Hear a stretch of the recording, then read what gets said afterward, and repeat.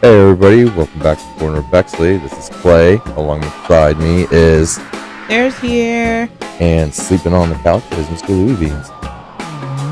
Him's in his little perch. Yeah, he's like, hey, yeah. Welcome back, everybody. Yeah. Thanks for joining us. Thanks for listening in.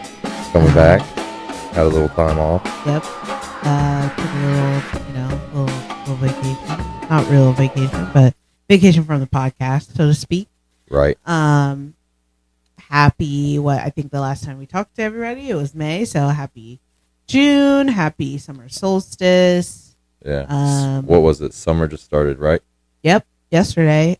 This is first days of summer. It's our technically yesterday, but yeah, it's the 1 year anniversary of us starting Corner of Bexley podcast. So thank you to everybody that has listened in and listened, liked, followed us on our TikTok. We appreciate Instagram. it. But it's been a very busy week, hasn't it? It has. It has been a very busy week, very traumatic weekend. A very our weekend was shot. Yeah. So before that, what was it? May 4th, our last podcast? Yep. May 4th. Yeah. So for me, been dealing with a lot of mental health stuff. A lot of PTSD issues have been coming up back in May. So I've been doing that, going through the VA, being seen, and getting help. So decided to get back out there and get on the podcast now that I'm feeling a little bit better, a little bit more manageable, I would say. Yeah, so definitely. Yeah, it was kind of dark there in the middle of May. I was just going through it, just a ringer, just kind of really upset, just depressed, and just kind of going through because I have suicidal ideologies. Yeah, like suicidal thoughts and that. Mm-hmm. So I just been dealing with that, and it's just rough dealing. And it's like it's so hard to describe it and say well, why do you? I don't know. It just is. It's just right. Going through Iraq, Afghanistan, dealing with that, and then coming back, and then I guess when we got back, there was our friend Greg that passed away. That too. Mm-hmm. So that plays into it, and it's just something I'm living with and dealing with, Yes. I don't think there's ever going to be I'm in my mind, it's never going to go away. Right. It's just how can I live with it and manage it, mm-hmm. and that's what these are the steps I'm taking for it and doing. So, gonna start therapy, get scheduled with them through the VA, thank them. Just kind of, it just kind of sucks a little bit. Just kind of waiting process and waiting and scheduling and it's not oh, okay, well, we can schedule you next day. Right.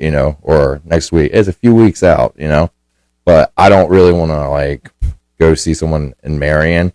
True. Because I don't trust these doctors around here. That is very, that's very, from my experience, realistic fear.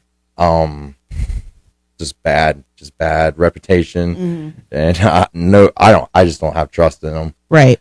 So that's why I'd rather just go to the VA. I feel like they're a little bit more equipped to handle what I'm going through. So it's all a balance. Thank you for being supportive, honey. Of course. No. I think it in this podcast, I know, we talk about sports and lighthearted things, and we've had some moments where we've talked about serious stuff. We've talked about, obviously we're older millennials, if that's what you want to say. We're the end of the 80s babies. Kind of like a Gen X and millennial kind of. We're hybrids. We're young enough to have probably grown up using computers. I had a computer at a young age. I grew up, having my dad had this weird thing, which I guess it worked out. He knew something that I didn't know. He would always buy me the little VTech um, electronics. So I had a speak and spell. Oh, really? And when they would come out with like a new little, like, it was like a laptop, but not really a laptop, but it was for kids and it was very educational and teach you things. He would always buy me one of those. So kind of like a somehow in the forefront, he knew, he bought me my first week. I got I got a Furby when I was a kid. And, that was like the first, I told, I think one of my last manager, I said that was like the first AI thing that was out there. Not to get sidetracked. I thought that was going to change the world. Listen, that little thing is creepy. It's still at my mom's house because I just like, once you realize like, oh, you leave this on and it picks up your language, then you're like, wait a minute, hold on. And that is the first, like, if you think about it, that's the first AI, like ChatGPT and these other like large language that models. Megan movie. Right. Like the whole thing is for them to, the better you are at asking the question, the better it gets. So, but anyway, that's that's for another whatever. Podcast. Yeah. We'll talk about that another day. But yeah, we're young enough to probably Genesis have of the world. grown up with computers, and we're old enough to remember things like the phone book and pay phones and rotary phones and everybody having a home phone before, collect. Right, before caller ID even was invented. Yeah. Having a cordless phone, What was it? Star 69? Yeah. That would tell you who called you, I think. That, or remember when you could call time and temp? Yeah, you could do that. Yes, we used to do that all the time. I don't know why that was it's fascinating the coolest thing to us. But be like, what's the weather going to be like? What I remember doing when we called in the movie theater, and they would be like, go through the movies. Yes. So, but Lion King. Where you're kind of, you're being a millennial and things of that nature. Like, you kind of have to come to terms with a lot of things. I'm going to say, like, things starting to repeat itself again. Yes. I'm not going to say I'm lucky enough, but I'm somebody who went to therapy and counseling in middle school. So because of that, I'm very open to things like therapy. I understand the struggles. It is, and, I commend Clayton because he always, is able to kind of recognize when he is struggling. And as much as he tries to, downplay it or hide it, or, when somebody, you can kind of read them a little bit, you kind of know what's going on. I commend him for always being open to say, I need help at this moment. I need to go talk to somebody. I need something because what I'm doing isn't working. Yeah. And that's hard. And it is hard to accept, as somebody who is the fixer, I would say, of, my friend group, or the person that gives the advice in my friend group. I'm what I always say is I'm a pusher. Like, if you need the pep talk to go after something, I'm the person that gives it. And it's hard because you have to accept that this isn't something that's going to be fixed, so to speak. This is something that we are going to we're going to live with it. We're going to do our best to manage it. We're doing our best to to minimize it at best, to always be open and honest about our feelings, to always try to talk it out if it needs to be talked out, to be the partner that listens and tries to help contribute to the solution instead of being a problem. It's recognizing, the warning signs. Right. I mean, Clayton and I have talked about, how we met and things like that. And it's one of those things, like, I accepted immediately when he said, I have PTSD. I served in Iraq and Afghanistan. There's still things that he's probably never told me. And there might be things that he might never tell me. And that's okay. The things that he has shared, it's, you stow it away and you recognize it. You stow it away so that you know that, what's going on and things of that nature. So it's hard to watch. It's hard to feel like I want to get in there and fix it, but I have to know, like, this isn't something that's really ever going. This is something that's embedded in him now. It's something that he experienced, and now it's in there, and that's okay. All we can do is we can move forward. We do the best we can. We try to be positive, even if he says something that he thinks he's using his humor to mask that feeling. I'm very quick to be like, don't say that. Don't say that. Why would you say that? Don't say that, because it's real for me. This is my husband. I love him to death. We spend a lot of time together. He lifts me up. I lift him up, and it's also like letting him know, like, I can shoulder some of this if you want to let it go. Like, we try we're a big supporter of men's mental health, women's mental health. I feel like men's mental health doesn't get talked about enough. I mean, you're kind of seeing it.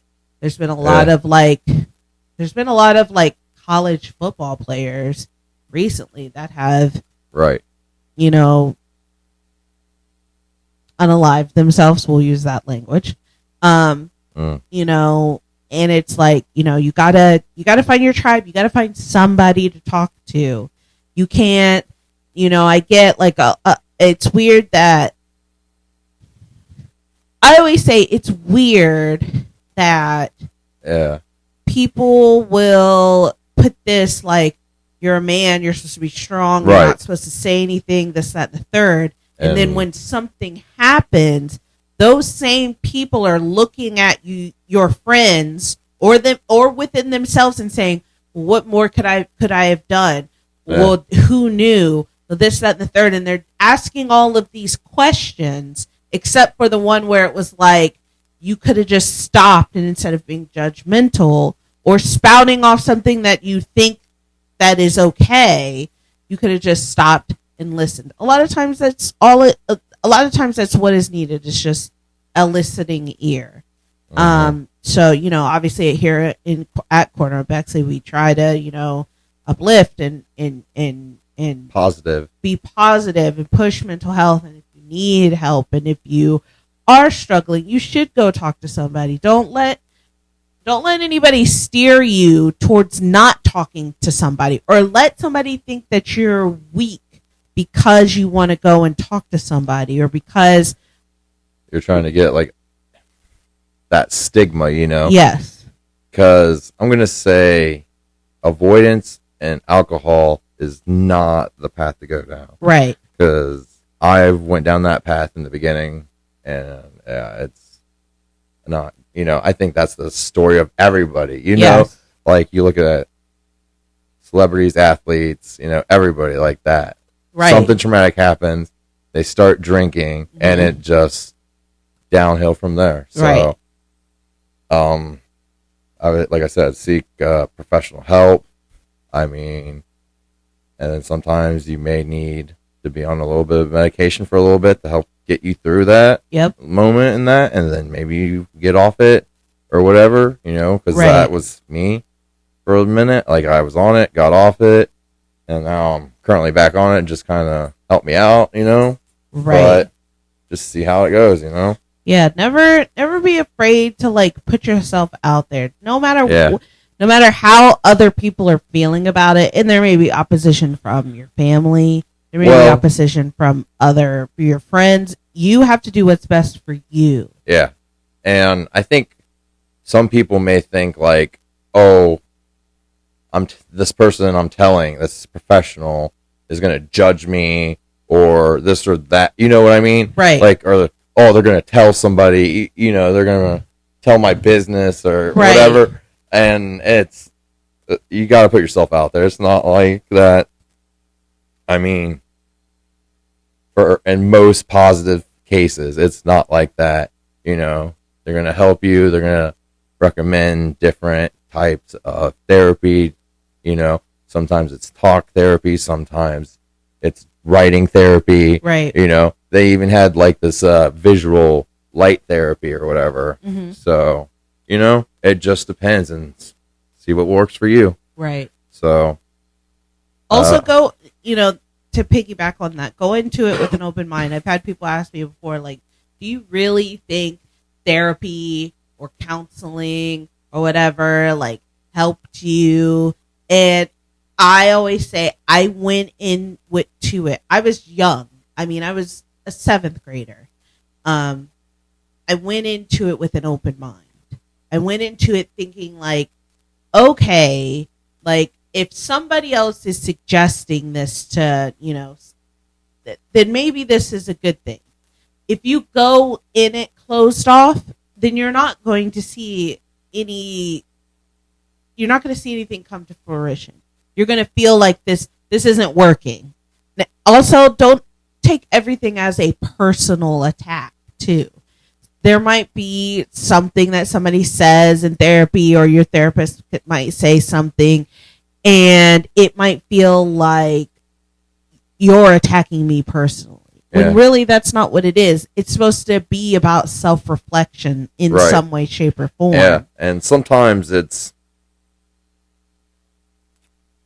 getting my thought here, but it's when I'm talking to them, it's like in the moment I don't realize what I'm doing, but once I talk to them and telling them, like, it's like, dang, like I'm self-evaluating myself and realizing, like, because like I said, I've had past, like, doing the 3-month program, inpatient program, and they teach you like these steps and the, like kind of like a little school, right? So you go to your classes and you do this and that. Ooh, big stretch. You better not jump off of there, Louie. You coming over here? You want to come over here? So, anywho, they, oh man, I totally train of thought left, man. Sorry, I did let Louie give Louie reassurance about his big stretch. Yeah. So, anywho, though, just, like I said, like, when I'm telling them and talking to them and basically retelling them, it's like I'm self-evaluating, like, okay, this is what's triggering me. This is what I should be doing and not be doing this. But when I'm in that moment, I'm just blinded, narrow vision, and I'm just so, like, just in that fight or flight mode. Right. And it's so hard to get out of that, try to, like, reprogram your brain. Right. So, yeah. So, anybody that's out there that is struggling, please do, seek help in, any way, shape, or form that you feel like you can, that's healthy, that's acceptable, that's going to help you, prosper in any way. And it could just be, it could be the most, extreme, as in, obviously Clayton deals with PTSD from serving in the military and going off to war and things of like that. It could be that. It could be childhood trauma. It could be. Sorry, it's not funny. Louis having a moment. He's not very happy at the people in the neighborhood. But it could be anything, whatever it is. Like 9/11. Yes. Like, some kind, like police officers, emergency service, firefighters, EMTs, like that. Hospital, doctors, emergency care. You can make a list, Yes. Whatever kind of stress, or, it could be those things. You could have a stressful job. You could lead a stressful life. There could be, at this point in time, especially in the political climate, a lot of people are struggling with accepting what's going on and how things are changing and how things are going. And, we're not an overly political podcast, and we have our own beliefs, and sometimes we get into those beliefs and sometimes we don't. It could be a struggle, and those struggles aren't going to go away probably. But you got to take the time to deal with that and to give yourself grace, to breathe a little bit, to, find your way if that's what needs to be done. so that you can come out on the other side and be healthier and be happier. It's not going to get better overnight. It is a work. You got to work at it. You got to work on changing your mindset. It's a lifestyle change. Even there might be some people in your life you might have to distance yourself from. Those people might be family members. Those people might be friends that you grew up around and have known forever. But people that aren't celebrating you or in your corner or pushing positivity into your life can be your detriment. And what you think, when you think that they're helping you, they could be hurting you. What do you say, honey? Crabs in a bucket? Yes, it's crabs in a bucket. Like, I'm down here and I see you doing good, and I don't want that because my own insecurity leads me to believe that you now think you're better than me. And that's not even the case. That's something I kind of learned from the community I grew up in. Obviously, I'm a minority. I'm a black woman. I'm a woman, period. I have, Latino ancestry. A lot of times in certain minority, communities, that is a very big thing. Oh, you're a sellout, or you're this, or you're that, because you want better, or because you want better for your kids. And there isn't anything wrong with that. But a lot of times that also bleeds into other people's lives. They see you down. That's why, they tell people that are addicts, when you get clean, you got to let go of all those people, because they see you doing good and seeing you trying to better themselves. And it's not even about you. It's about how they feel about themselves. And they're going to project that onto you and make you feel like you think you feel like you're better than them. And that's not even the case. So you gotta make some tough decisions sometimes. You also have to be able to tell people, like, when you're triggered, and you gotta be around people that are willing to say, hey, this isn't good for this person. Let's back off of this. When Clayton and I got together, and I think I had asked him, like, he had told me, like, quickly, like, I have PTSD. Right. I get triggered by certain things. And I was just kind of like, okay. And this is going to be interesting. And I asked him, like, why did you tell me that so quickly? Not that it mattered. It didn't matter to me. I tell everybody early. And he said something like, well, people in the past that I've told that, or that I've mentioned it to, I've been places and something will happen. And they will look at me like I'm too much or something, like I'm too, because maybe like an unexpected loud noise might startle me a little bit. They are looking at me like, this person's too much. And I'm like, really? Like, if anything, like, you got to make it a safe space. I remember distinctively when we first went to our very first Blue Jackets game together, and we were seated over top of the cannon, and the game was about to start. Didn't know that. And the cannon went off, and I didn't capture his face, but I could hear his reaction. You can hear his reaction in the video that I have. And it was kind of like, now I'm disassociated from what's going on. Like, I've heard this noise, and now where am I? And it's like, it's recognizing those things. It's knowing, like, okay, like, that came out of nowhere. So obviously he's pulled back to someplace else.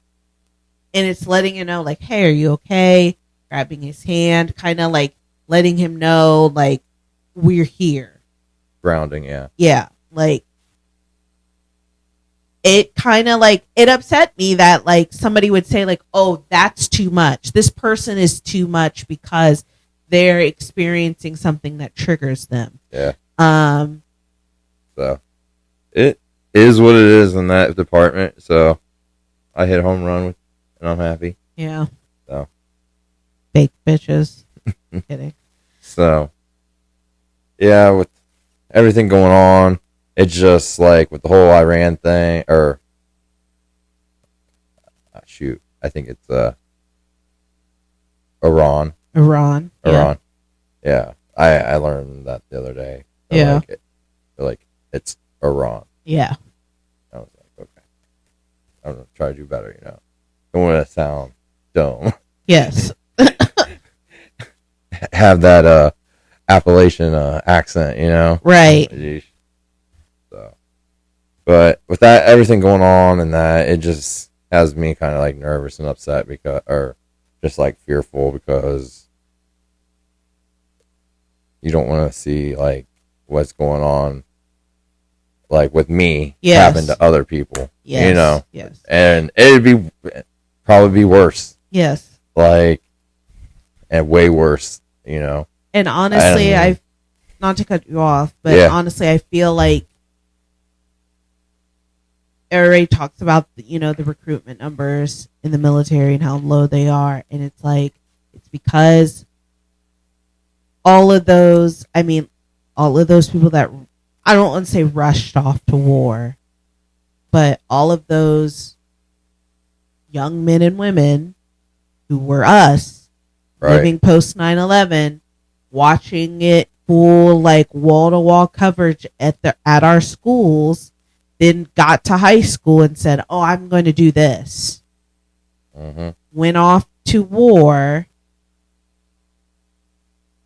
If they came back completely different than the way they went in.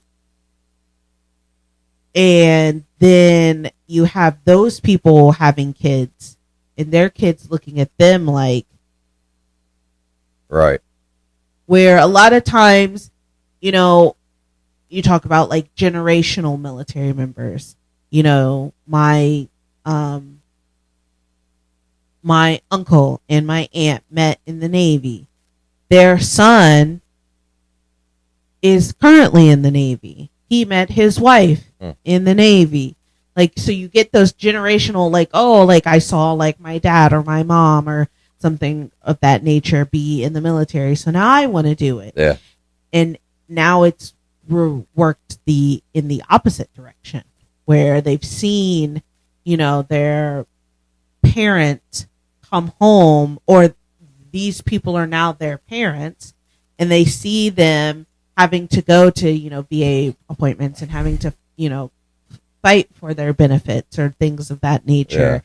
Yeah. And or see what it takes for them to manage, right. kind of like health care they're receiving and, right. Whatever. And then it's like, you know what? I don't want to do that. I don't want to put myself through that. I don't want to fight a rich man's war. Right. I don't want to have to, worry about my body being broken or even coming back if I get that chance. So I feel like that is a direct correlation from where we were to where we are now. Mm-hmm. So it's kind of nerve-wracking, and see what happens, and just hope and pray for the best. And yes, so be support, be supportive for the troops. Support the troops, not the war. Yes, support the troops, not the war. So obviously this weekend, well, not this weekend, but happy Juneteenth. I know Juneteenth has passed. Right.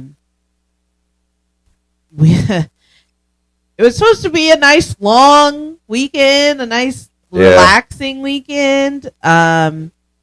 But Wednesday we got a very bad but quick storm. Wild. And knocked the power out.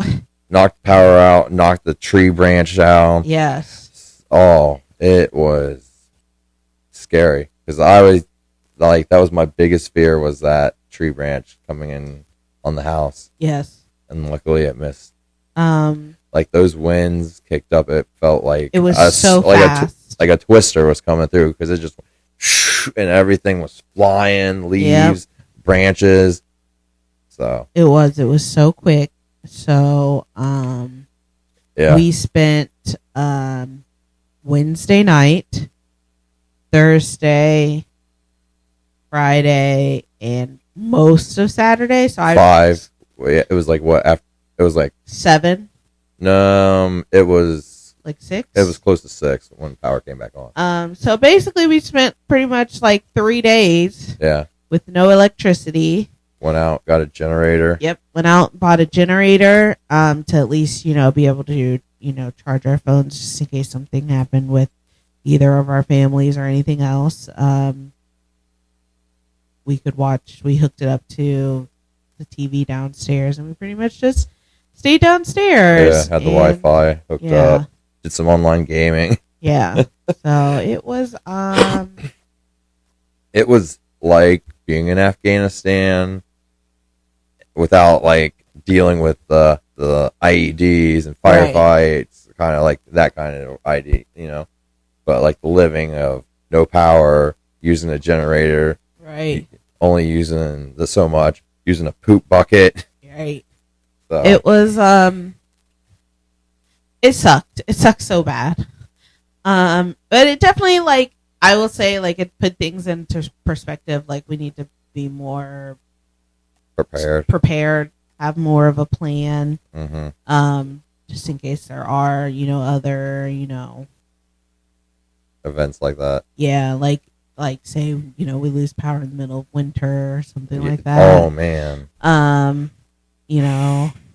Obviously it's hurricane season for, people on the coast. So, and Ohio always, for the most part, gets the remnants of the hurricanes if they make landfall. So, just being more smart, more strategic about having more of a plan. Talked about getting the Generac. Yeah, talked about getting a Generac generator. Very expensive, but after it would have been worth it. Yeah, after these last few days, it would have been worth it because it was hot, but it was actually really cool down. Like we spent most of our time but down here it was downstairs. Not too bad. It was relatively nice.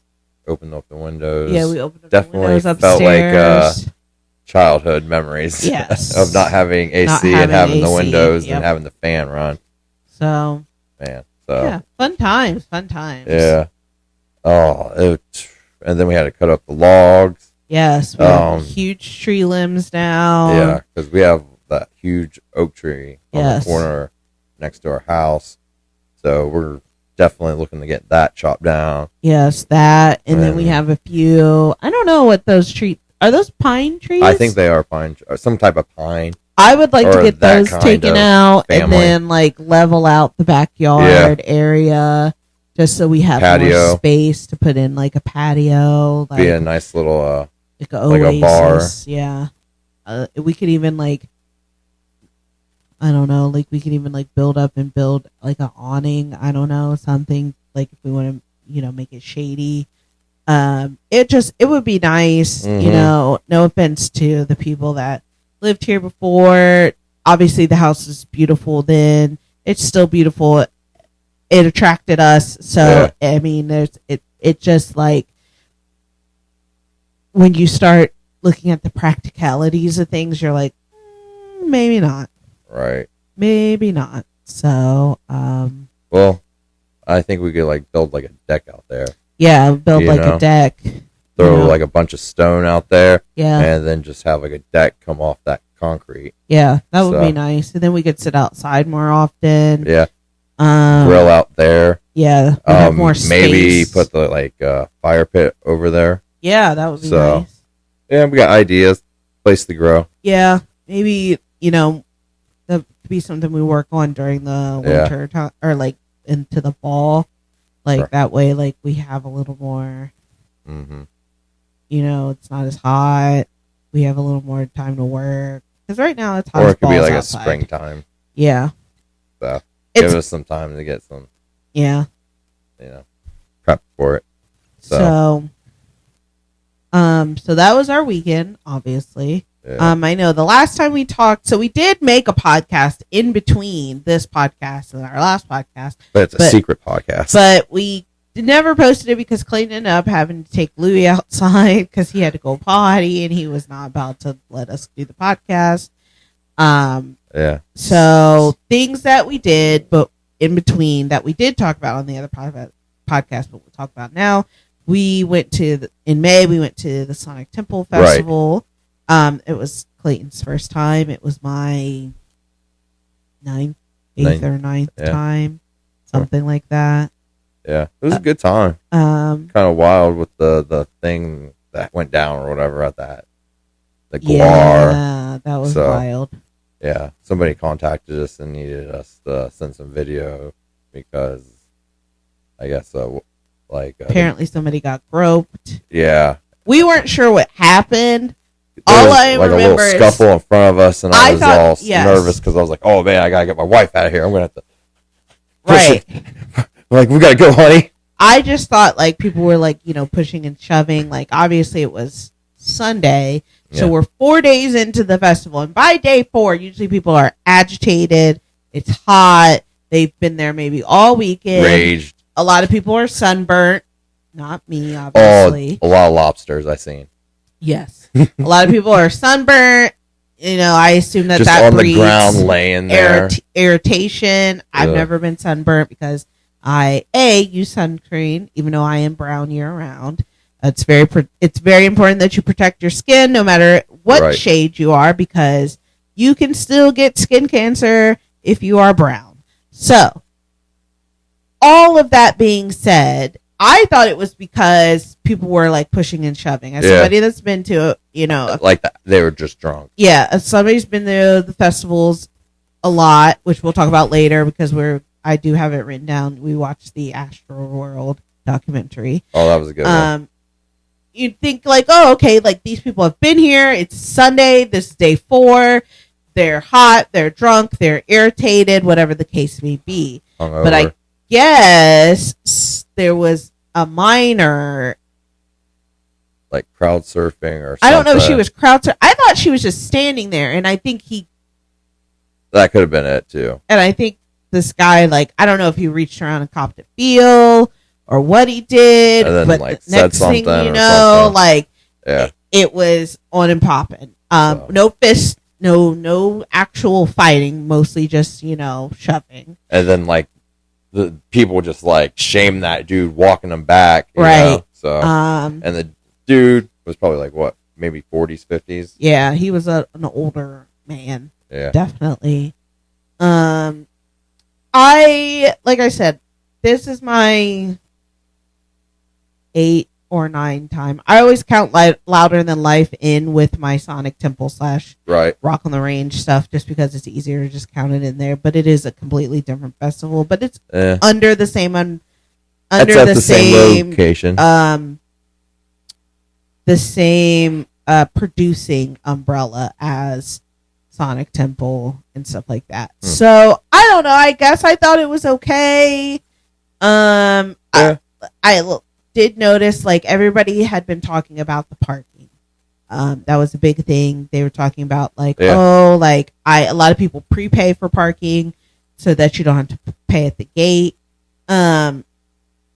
What it looked like to me was it's at Old Crew Stadium, which used to be Mafre Stadium because I think Mafre is an insurance company. They bought the rights right before they moved, which is on the same grounds as where they do like the Ohio State Fair, where we went to for German Fest. Mm-hmm. That's all like, it's like it stretches all the way back. There's like a road that kind of like bisects it and it stretches all the way back. So in past years, like as if you were going to like a crew game, you walk right up to the stadium and that's where you come in. There, all of that on the front part was parking. People would park there. We would always see people like would get there early. They'd be grilling out. They'd be tailgating. Playing. Beer pong and cornhole and hacky sack and shit like that. all of that, like from the actual entrance out, is now all like art, and there's another stage randomly. So instead of it being like one stage in, it used to be like the main stage inside the stadium, and then on either side of the stadiums there was a stage. Okay. Now the one side of the stadium is now all filled up with like vendors and all this other shit. Lockers. And then camping had moved, because I don't ever remember the camping part being that close to where you could see it. Huh. You have the main stage inside the stadium. You have a double stage on the one side, and then towards the parking lot where there used to be parking, there's another stage. And I was like, that's why parking's all fucked up, because they've basically become greedy. Trying to milk all this money out of it. Don't get me wrong. Like, I remember when Rock on the Range, Sonic Temple, was 2 days. Huh. And then it was just Saturday and Sunday. And then they started flirting with, why don't we add a third day? Why don't we do Friday? And what they did was they weren't sure about it, so they didn't want to do a full Friday day. They did like a half Friday day. Yeah. And then once they saw that that was successful, because no offense to, it used to be Ink and the Clink, but now it's Ink Incarceration at the Ohio State Reformatory in Mansfield. That didn't come along until Sonic Temple. Rock on the Range was like it's still one of the premier rock concerts. It gets good acts. It's a great time. I don't discourage people from going. Obviously, price tickets have went up, inflation, you have all of those things. Like, I remember the first year I went, I think I might have paid like $150 for field tickets for 2 days. And then the next year was when they flirted with the third day, and I think I might have paid $200. Dang. And then it just has gone up and up. And inflation. It not only has the amount of the tickets gone up when they release the lineup. It used to be they didn't release the lineup until the first of the year, and then it was Christmas, and then it was Black Friday, and then it just kept creeping up. Like, we got to get these. I mean, there are still people that, like, as soon as Sonic Temple ends, there are still people that when they're checking out of their hotel, they rebook for next year without even knowing what the lineup is. Do they know what the date's going to be? It's always the same date. Like, it's always like this. It's the same week, same weekend. Okay. The dates are different, but it's always the same weekend. Like the first week or second week. Yes. Now it's changed a little bit, because it used to collide with the breast cancer walk. Oh. That was always a big thing too. And you can kind of tell, like, I don't know. I saw a lot of discourse about, like, you know, they had a lot of like hard liquor stations versus, you know, getting canned beer. Beer, water, all that shit, always expensive. It's never not expensive. It's always fucking expensive. Yeah, it seemed. Also, I noticed, so when each day, like, as far as like the merch, there would be, obviously, I have a lot of like Rock on the Range shirts, because I wanted all of the bands on there. I didn't want like a specific band. But what they would do is they would have like the concert themed merch, and whoever was playing that day's merch integrated in together. So there would be like the big merch tent, and it would have everybody's shit in there. I guess this year they did all of the big merch tents had the festival merch, and then there was like in the little corner there was like the band, whoever band was playing merch. Yeah, it took me a while to figure out, like, this looks different, but I can't figure out what it looks different until we were leaving, and then I was like, oh, all of this where we're walking and there's like paintings and all this stuff, all of that was where people would be parking, Right. and now all of that's gone. That was like a big, so like all that big space, that concert, like stadium. Stage. I don't know if it was the sanctuary stage, but all of that was where people would park. Oh, that's why they're having, because they had people like parking on the grass over there by the historical museum or whatever. Yeah, I don't ever remember them having people park over there. Like, whoa. If anything, it was like, please don't go over there. Stay off the land. Stay off the land. Yeah, this is the Ohio Historic. Right. Like, this isn't. No, this isn't for everybody. Like, we would, like, they wouldn't let people park over there, and you would have to park all the way back. I have a video. We parked all the way back by the slides for the fair. We parked all the way back there one time. Wow. So, I mean, it sucks. It also sucked, I think, Incubus pulled out because they had just come from South America and they were sick. Yeah. Alice in Chains pulled out. Yeah. I know people were like, oh, I was here to see Alice in Chains. Da, da, da, da. And I'm like, damn, that sucks, even though I've already seen them twice. Huh. It was funny. I wore my Sonic Temple. Was it the Sonic Temple one I wore? Yes. And people would be staring. People were looking at my shirt and like, oh, I was here you were here, like, da, da, da, da. Like, yeah, I've been to this thing for forever. Yeah, it just, like, yeah. I get why they do it. It's a very big moneymaker for Columbus. But also, like,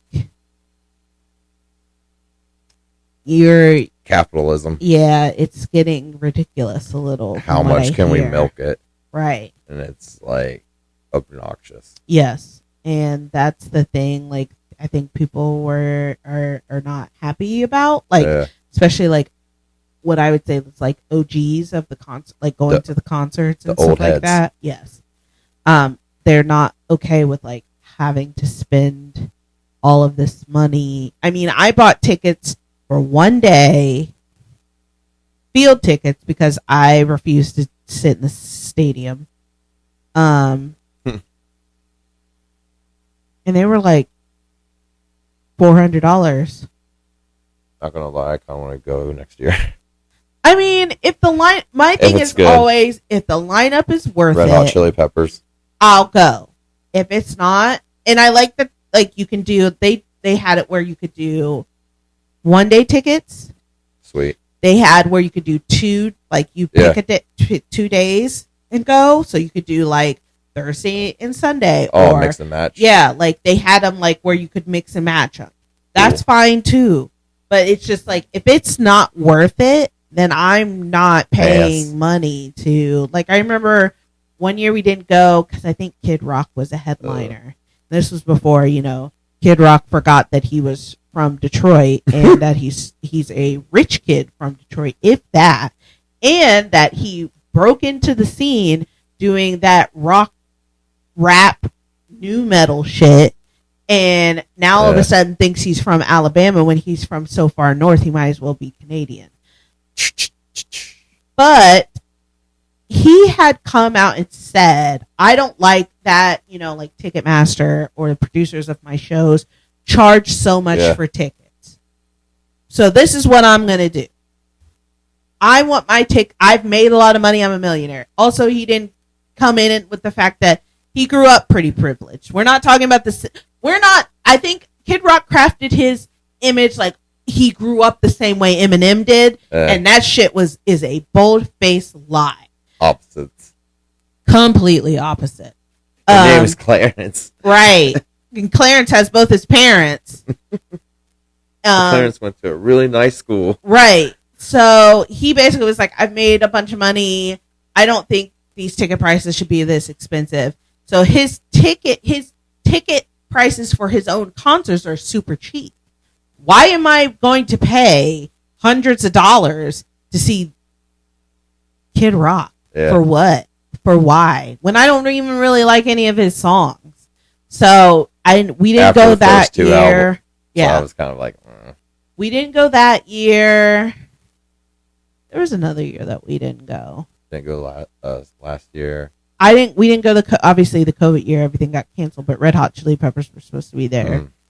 So I'm hoping they get them again. Yeah. And because John is back with them, I'm hoping like that would be but I want to see the Red Hot Chili Peppers in California. Yeah. That is like one of my like peak goals. I want to see them at what was it, the Canyon? Oh, is it Colorado or is it Utah? I think it is maybe Colorado. One of those places. Yeah. I know where you're talking about. But yes. At amphitheater or whatever. Red Rock. Red Rock amphitheater. Maybe. I'm not yeah, sure. that would be. I would like to see. I just want to see somebody there. I think I feel beautiful. like it probably has really good acoustics. Yeah. But yeah, you know, it sucks. Like, you know, I love going to concerts I love going to festivals because it's easier to see a bunch of people at one time. Yeah. Like I've seen so many great artists all at once instead of like I saw somebody in the comments that was like, stop going to festivals and just go to individual concerts. And it's like, that's fine and dandy, but I saw Deftones and Red Hot Chili Peppers and fucking Stone Sour and Slipknot a bunch of times and Rob Zombie a bunch of times and Korn and Marilyn Manson. You get what, 5? Well, depending on how many days you go. Yeah. You know, if you go one day, you get maybe 4 or 5 shows, 6 shows. You know, Foo Fighters times that by 4. So their drummer passed away. Like. Yeah. You get to see so many. Linkin Park before Chester passed away. Soundgarden before Chris passed away. Like, you get to see so many cool bands all at once. Greta Von Fleet, when nobody knew who the fuck they were, they just knew that their lead singer sounded exactly. They just knew their band sounded exactly like Led Zeppelin. Right. They played like a middle of the day set. They were amazing. I'm sorry. I just feel like you can't beat that. I can't. No kidding. You can't beat that for that price. I mean, I love going to individual concerts. Don't get me wrong. Like, you know, obviously we're going to see Wu-Tang in a few weeks. Woo. With Run the Jewels is their opening act. We're going to go see 311 with, I think, Bad Flower is their opening act. We saw Sublime with Rome. Right. I don't dislike going to individual concerts. It's just like when you go to a festival, you get to see so many more bands you don't know, bands you kind of know, bands you forgot about. Like the year we saw System of a Down, Offspring was, I think they went on maybe like 2 before them. And I didn't realize I knew so many Offspring songs. I just knew like the ones they played on the radio, but I know so many of them. And it's like, oh wow, I forgot like how popular they were. You know, I get it. Like obviously right now there's a lot of discourse with festivals bringing up, you know, people have been obviously pushing up the Woodstock 99 and the Astro World and pushing up videos and stuff from that and how festivals gone wrong. And I feel like what's his name? Danny Winger, whatever. Oop. He produces Louder Than Life. Okay. Sonic Temple, maybe Chicago Open Air. That one that has the good lineup in where is that? Sacramento. Yeah, Sacramento. The one that would be a good one to see. There's the one that they do in Florida. He produces all of those. You better be weary because charging large gobs of money for shit for people to go to concerts creates discourse for people. Yeah. To where they might start just going to individual shows again. Right. So. Um. Especially like with the younger generation. Yes. They don't take shit. So then we also went to Friday Night SmackDown. And at the Nutter Center. At the Nutter Center in Nutter Dayton. Center in Dayton, Ohio. It was fun. Oh, it was amazing. It was so much fun. Good seats. Yes, we had Actually, great seats. it was one of those things like this. This was before Backlash in St. Louis. Right, it was like the night before. Yeah. So great seats. Just walking up and down those. Going up from one, so I was like, oh wow, that's a kicker. Going up them twice, I'm like, oh man. And third time, I'm like, I don't want to do this. I'm done. Yeah, it was like weird, like steep. It was steep, and then when it went from like the upper part to the lower part, the step was big. Yeah. And if you didn't notice that the step was big, you would think that you would step and think there was like another step, like gradual, and it's like, oh no, this is a long step, and then there's more steps. Seen a few people kind of almost biff it. Yes. So. But yeah, it was great. It was funny. The fan behind us. Oh my God, she was going wild. Nobody likes you, John Cena. Yes. Nobody likes you. And then who else was that? Like, anybody else? She was just, she was into it. She was like invested. Yes. So Monday we are going to Monday Night Raw. And hopefully we'll get to see a bunch of people because it's Ted Montana's girl. It's like the precursor to the King of the Ring, I think. Or King and Queen of the Ring. Yeah. That'll be in Saudi Arabia? Is that where that's I believe at?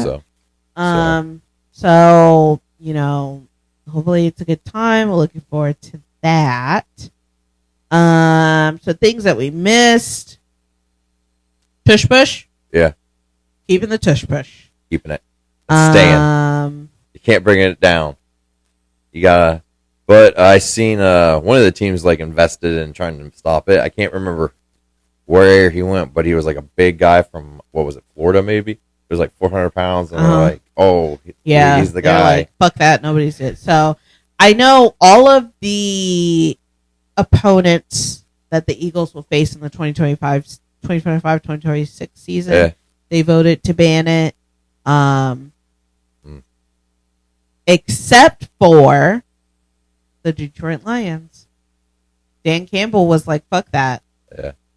We ain't Which I respect him for that. Like, I feel like when you talk to like defensive players, they're like, no, I want to stop it. I don't want to ban it.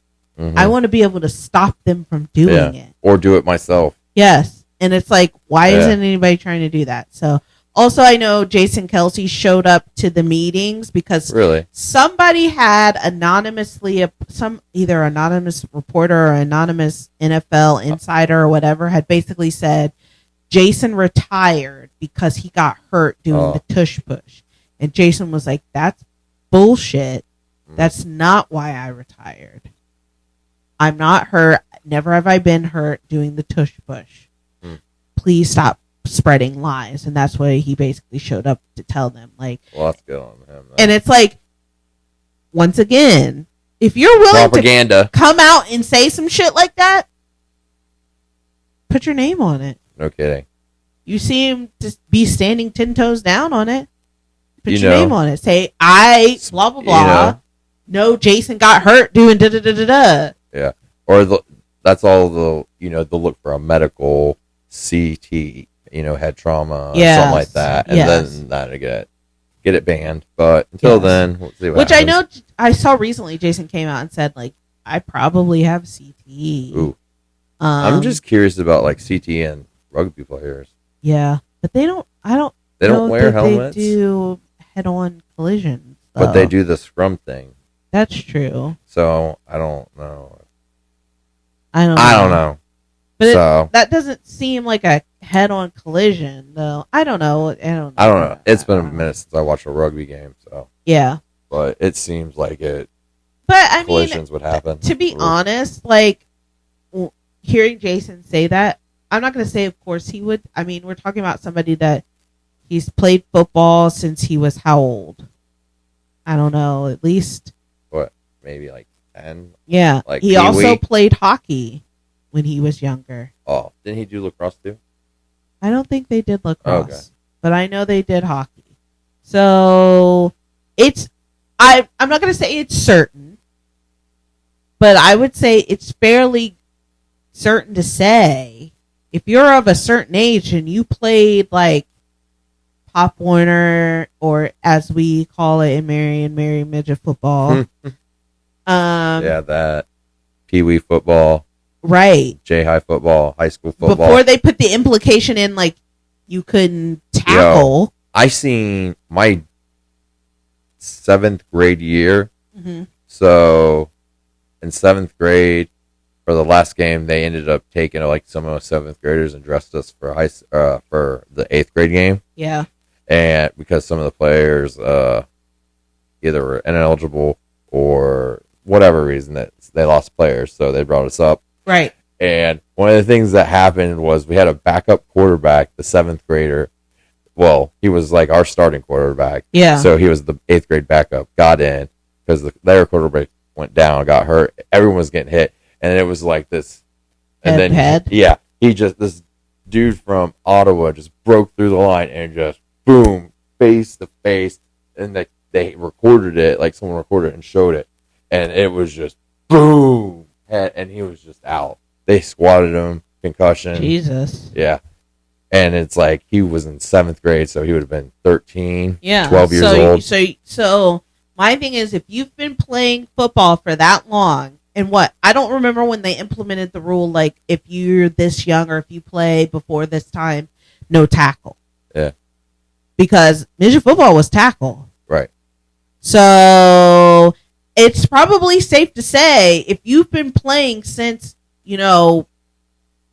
4th grade, maybe, and you played through middle school and high school, and even if you played just that period of time, you probably have a risk of having CTE without even going to play on it. And you got to think, like, they're not using their helmets aren't the same as the pros. Right. So it's just like, Cheap does this fit? Let me put some of these like Velcro padding. Right. Okay, yeah, you're good. They're not regulated. It wasn't as regulated. And then you got to then. think like how many hits, just the reuse of it. Uh-huh. So yeah, the outer shell is probably been hit so many times it doesn't, absorb. Right. So, Yeah. So, I mean, it's probably safe to say he probably does have CTE. Yeah. Like I said, I don't know when he started playing football. But obviously, he probably played football at a young age. He played hockey too. You played all the way through high school, obviously, into college. Mm-hmm. And then you go into the pros. You've been playing that long, like, regardless of whether you were taking hits or not, you played on the line at all different positions. So it's probably, even if you never had a concussion or got your bell rung, you probably have CTE. Yeah. What else? Sticking with sports. Pacers. Congratulations to Nick Chubb. Oh. Who is now a Texan. That's wild. Yeah, that is wild. Then again, it's the NFL and it's a business. It is. It's a business. Thank you. Sorry we couldn't win a Super Bowl with you. Right. You were probably like a Jim Brown of our generation right now. Right. I remember watching him just break off runs, and him Baker. Like, I thought that was going to be the duo. Yep. For the next couple years. Fuck that up. So, it is what it is. Yeah. The Haslams. Right. Happy for him. The Bengals, on the other hand, their first round draft pick is holding out of training camp. Still? Yes. And has Aye. not signed his rookie deal. I also saw where What was he trying to do? Get like something about like he wants the contract to say something about injury and guaranteed money. which I guess that's something like that is standard in all the rookie contracts. But he's like, I'm not signing that. Yeah. I saw where I think what's that Yeah. the quarterback that the Saints took. He is also doing, I think, the same thing, but he's like an older quarterback. Yeah. Like he's like 26 or some shit like that, It and will is. be 30. He wants it like 5 years or some shit like that, or 4 years or something. And they're like, bro, you'll be 30 by the time like. What is he, a Brandon Whedon? I don't know, but they're like, You know what I mean, like age-wise. right? Yeah, he's a little older. So, A little bit spicier. also Trey Henderson still not signed with any team for the Bengals. So Oh wow, man. I don't know. Bengals gonna fumble again. Of course. You get to the Super Bowl and you guys just cheap it, playing Right. cheap, playing that money ball. right. We like to play money ball here in Ohio, but we don't fucking win. Right. I know. I thought I saw something where they just approved a bunch of money to renovate their stadium. Oh, the Bengals. really? Because what popped up on TikTok was they were saying like it was like rated number 4 as a poor stadium. Yeah, as I the could NFL. see that. Number 1 was Commanders. Yeah. That was number See 1. that. Yeah. So I thought that I saw that, or like they'll be renovating the stadium. Oh, that's cool. So that'll be nice. When we went, it was a good stadium. I wouldn't say it was like a good stadium. Where we sat was very good. pleasant. Yes. Cushy, spacious chairs Yes. on the aisle. Loved it. Perfect. That's why I'm like, man. And I'm looking at prices of them now, and I'm like, holy crap.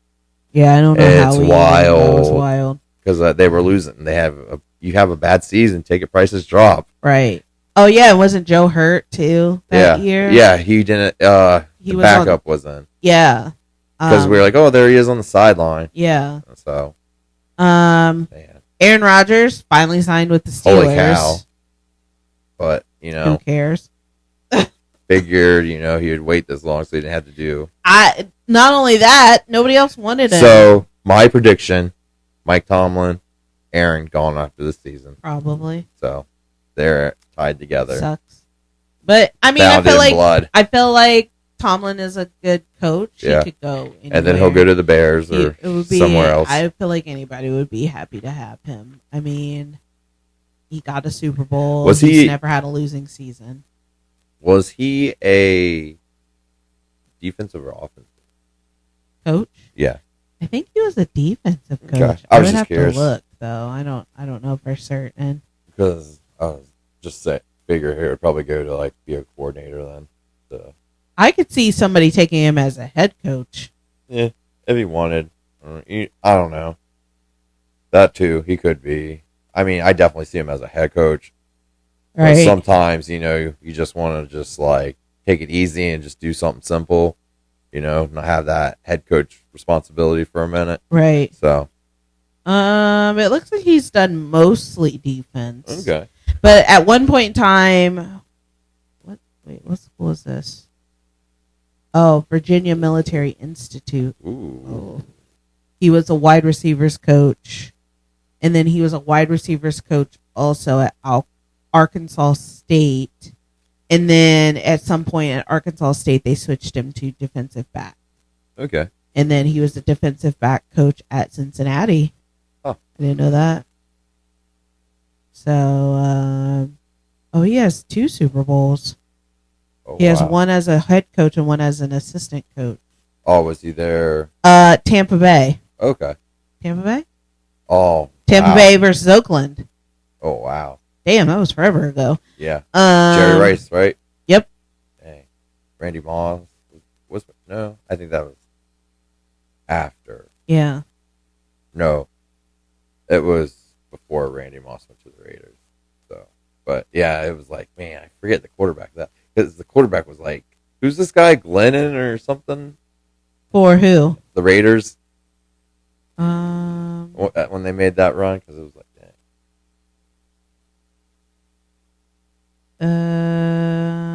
Who was the head coach?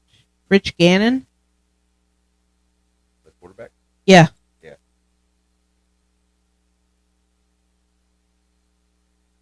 What's he up to? He was a Pro Bowler that year. But who was the coach? For who? Was that John Gruden?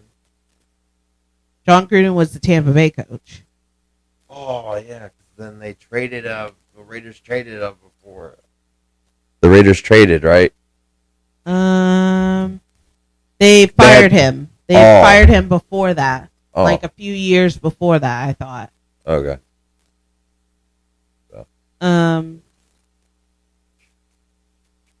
But yeah, so I feel like he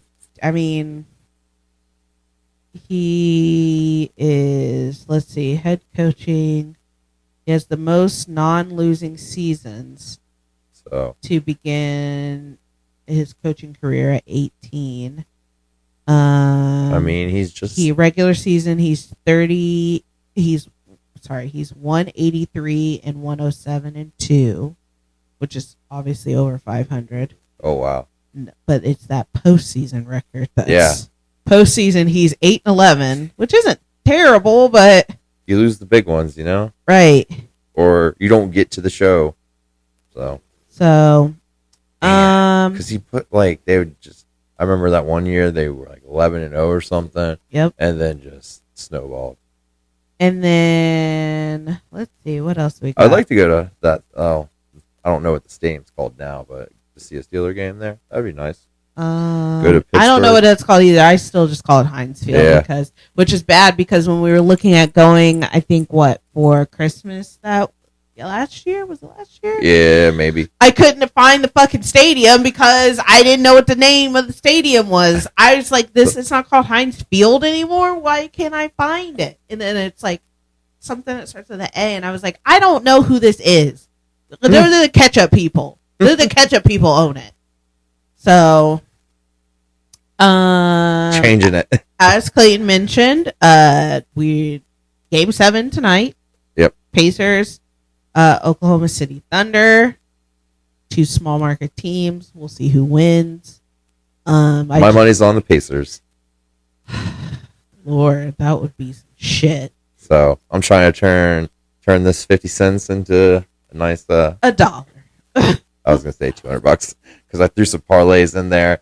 I got some basketball players that need to make some shots, some rebounds that need to be made, some assists. Right. So, we just saw. Well, I just saw it's high where Kevin Durant is going to the Houston Rockets. Which I feel like. Did Houston give up a lot for? I think they gave up a little too much. Isn't he? How old is he? He's our age. I mean, geesh. Trying to. Geesh. Yeah, he is our age. So, yeah, he probably just wanted it out and just wanted to be the star. Yep, he'll be. Oh, well, technically he's your age because he's a year older than me. Oh, okay. So he'll be 37 on September 29th. That's wild. So let's see. Still what playing. did they do? They gave up Jalen Green and Dylan Brooks. The number 10 pick in the draft and 5 second-round picks. Dylan Brooks, Jalen Green is young. I feel like he's a young up-and-coming talent. I feel like that's who they should have kept. But whatever. I mean, I know he wanted to go. I know he wanted to go to the Knicks. They were basically like, no. He was looking at the Spurs, but I don't remember what they wanted, and that would have been it. It wouldn't have worked out or something. So, yeah, I don't know. Like, I'm not sure how to feel about this, but whatever. It'd be interesting to see next season. So right. The Florida Panthers beat the Edmonton Oilers in the Stanley Cup Finals. We're going back to back. It was poor Canada. They kind of like just throttled them. They did.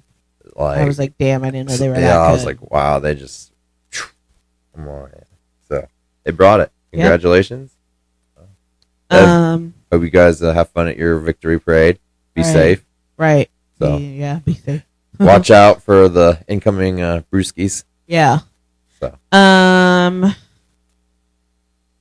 don't know if we ever said this, but WrestleMania was supposed to be in New Orleans next year. That has been nixed. It's not going to be at New Orleans. Louis. Sorry, everybody. Lulu. Just trying to get on the floor. Trying to investigation discovery. Now they're going to run it back. Yeah, TKO's taking it back to Vegas. TKO, who UFC bought WWE, even though they were broke and they shouldn't have. I feel like notices that UFC is dying. Is it? Yes, it's not being as profitable as it was, but everybody loves. I feel like wrestling obviously goes in ebbs and flows, but because wrestling is putting itself out, like they're showing up, in more spaces. Yeah. And it's more accessible, I get to see main character, yes. Main, Yes. Yeah. So, basically, I was just gonna say, like, you get to see like the superstars. Yes. I'm just like trying to figure out, like, wait, how to get the superstars? Yeah. So on on cable TV, yes. on Peacock, on Netflix. I don't gotta pay 50, 80, or actually like $80 to watch a fight. Right. So, and I feel like TKO has noticed that, how profitable the WWE is, and I feel like they're putting all their eggs in the WWE basket, but they're also kind of ruining it for the base level fan, which is kind of how UFC has taken a turn. And I feel my fear is that they're going to turn this shit into the Super Bowl, where it's so priced out of somebody who's a fan's range too that addy. you can't go. And I feel like Raw and SmackDown is something that is for fans that can't get to those PLEs. There's those pay-per-view live, whatevers. And then you have, they're packing in these pay-per-view, they're extending things. Obviously, SummerSlam is going to be 2 days this year. SummerSlam obviously is like the WrestleMania of the summer. You had Money in the Bank, you have King of the Ring, you have Backlash, you have, all of these things that they're packing in a little too much. Yeah. A, is going to cause people to get hurt, and B, is going to make the average fan not be able to afford to go to these things. Yeah, because when we went to SummerSlam, like those seats we were sitting in were like pretty like cheap. Yeah. For like the price and everything, it's like, dang, man. And now that shit is expensive to go 2 nights. Yeah. Because I was like, okay, we might not be able to go to WrestleMania, but maybe we could do SummerSlam. And I'm like, damn, like,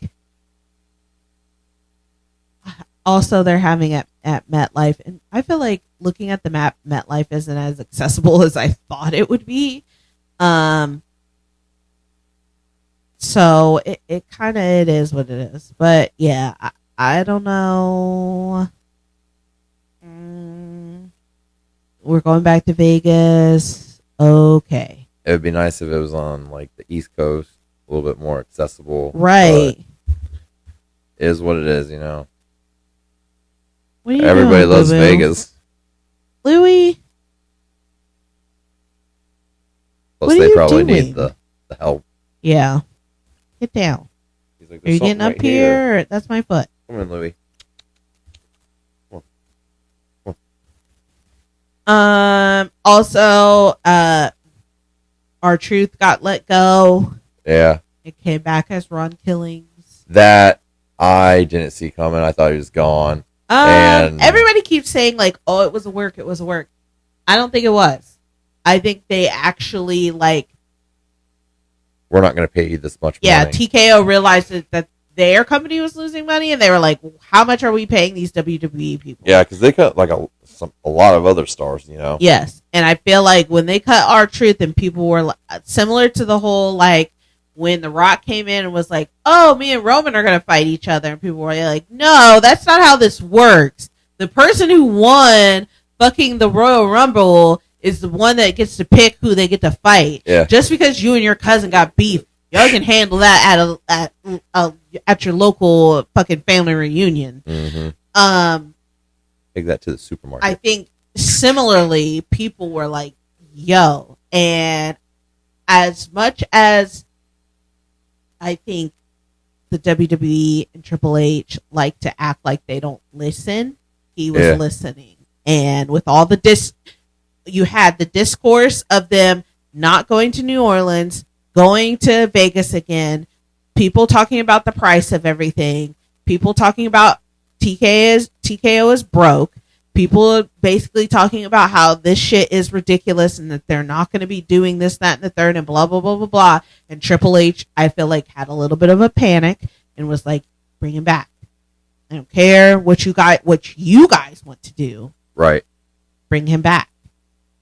And I feel like that's kind of what happened. I don't think it was a work. I think it was like shit. We fucked something up and now we got to fix it because people are already ready to walk away from us. We don't want that. We've been going strong these past few years.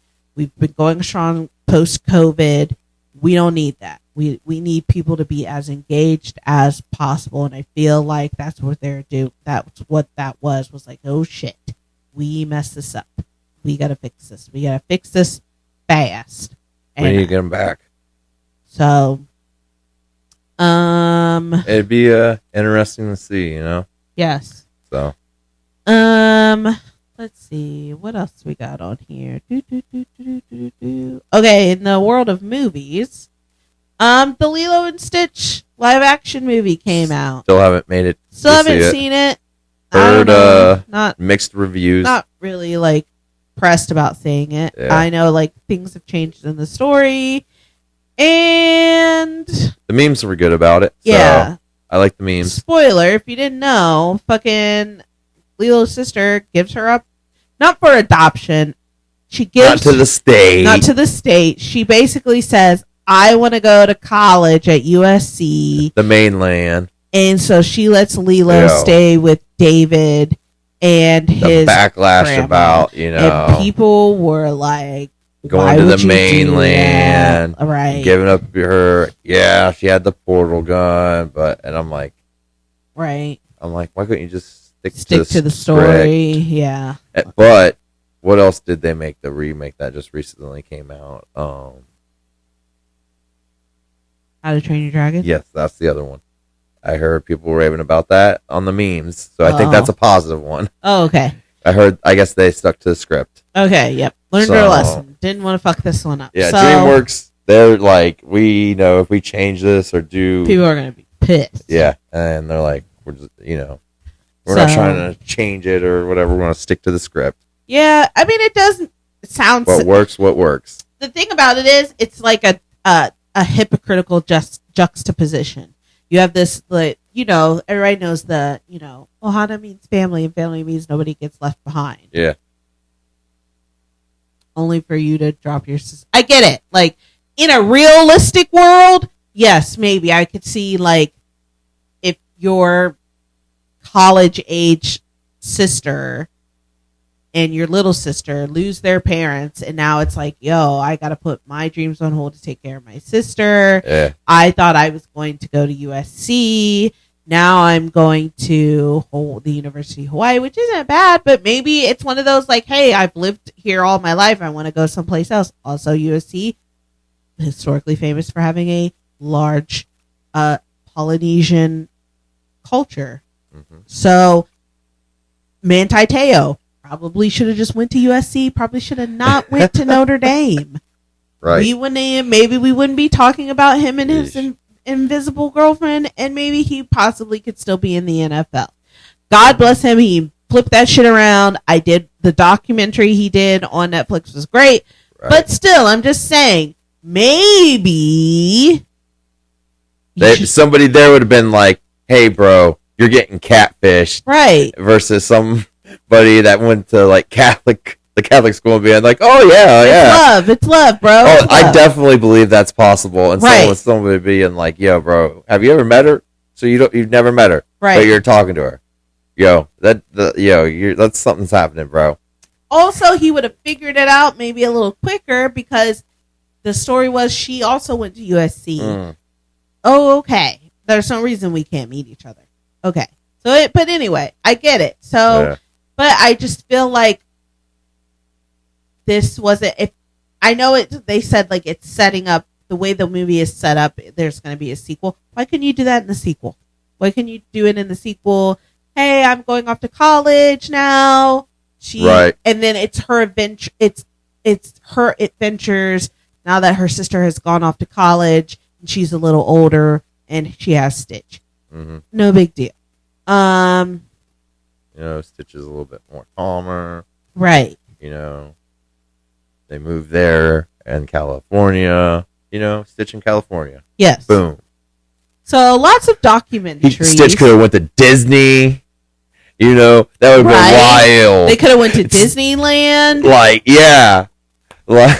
So much missed opportunity on swing and a miss, Disney. Swing and a miss.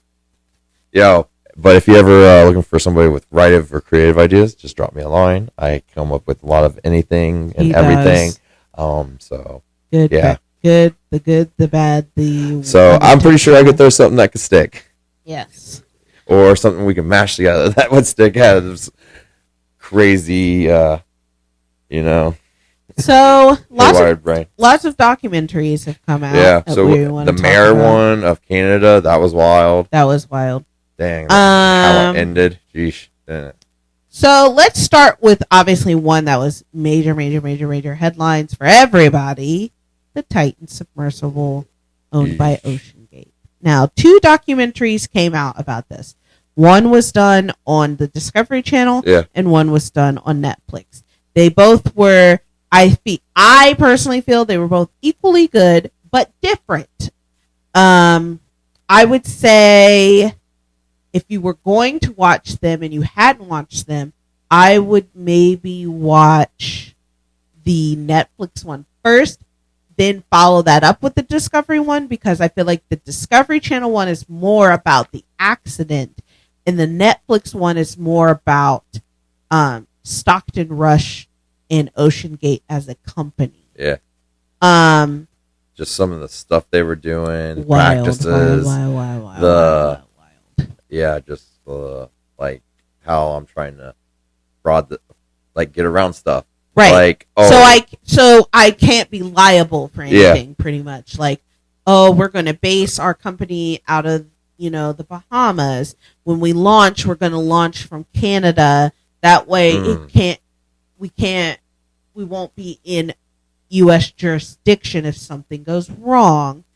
We're based out of the Bahamas, so that if you get sued, there's no, the Bahamian law versus the U.S. law is different. Right. And then how they tested their carbon fiber, Yes.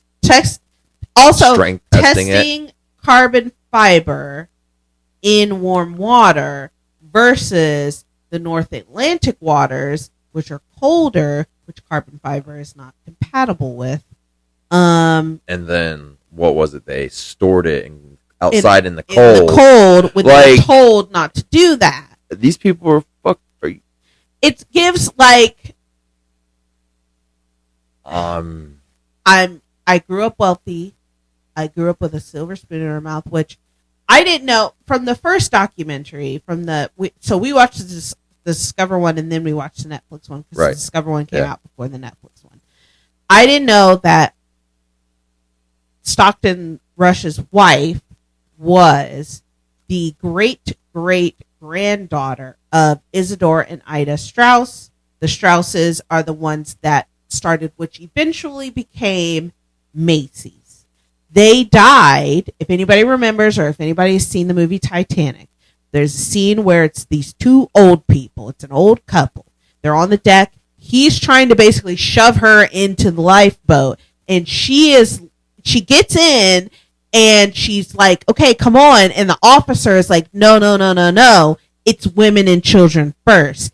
And she promptly gets back out, and he's like, what are you doing? And she's like, listen, we've been together for however many years. We have lived together. We will die together. And that's that. And it is a very beautiful moment, as you can see, like, hey, like, we're already old. We're not going anywhere. This is what it is. If you can't go, I can't go. And that's that. They then go back to their room. They get in the bed with their life jackets on, and you can see the water rushing in, and obviously they end up dying. So, Isidore and Ida Strauss, that couple is based on Isidore and Ida Strauss, who is the great grandparents of Wendy Rush, who is the wife of Stockton Rush, who started Ocean Gate. Also, didn't know he traces his lineage back to two people that signed the Declaration of Independence. Wild. So wild. You know, the Netflix doc goes into, privileged. He went to Princeton, wasn't a very good student at Princeton. Oh man. And he was so full of himself to Yes. think like Definitely thought this like was ingenious. Like Yes. I'm a innovator. I'm breaking the mold. breaking the mold. I'm breaking new ground. They're just trying to stop me. Yes. They don't know. They don't know my vision. They don't know anything. Basically, his willingness to Put people's lives to at risk. fire people that are coming with opposition, not bad opposition, just critically thinking, hey, Yeah. this isn't working. And this isn't working. This is going to get people killed. Yeah. And what was it? The one guy that called off the dive and basically saved those, Save those people. Yeah.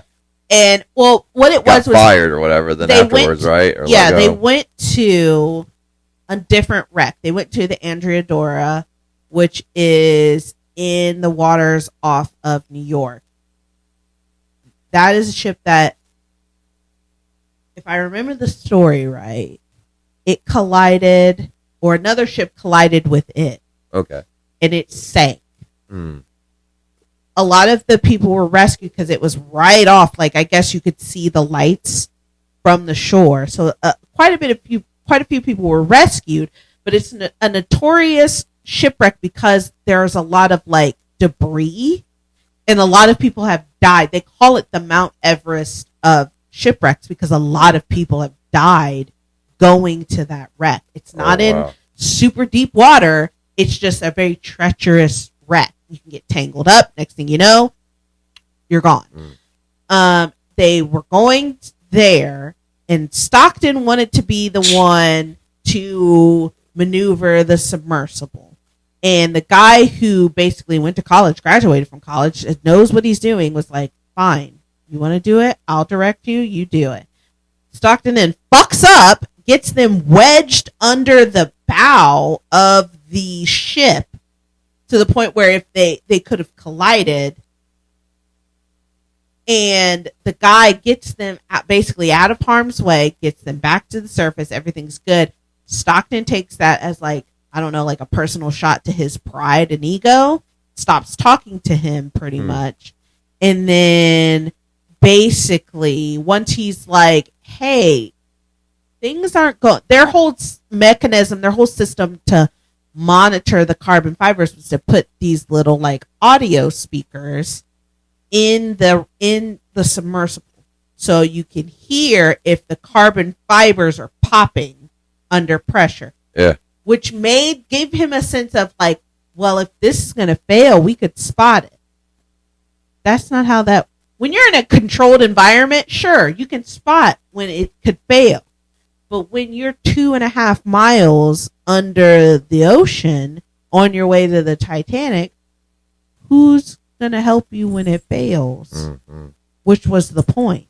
Sheesh. And Stockton basically was like, hey, I don't like that you're calling me out, and fired him. Yeah. And then basically looked at a woman who was an accountant, and was like, you're going to be the new, mission specialist, which is what he called the people that went on these dives and invested in these dives. Well, he called them mission specialists. That's what everybody had to have a job or a role. So that he couldn't be liable if you got hurt. Yeah. To make you a part of the company. So now you're not a passenger. Right. You work for us. Mm-hmm. So she was like, I'm an accountant. Everybody was lined up and they were just like, oh, I'm mission specialist.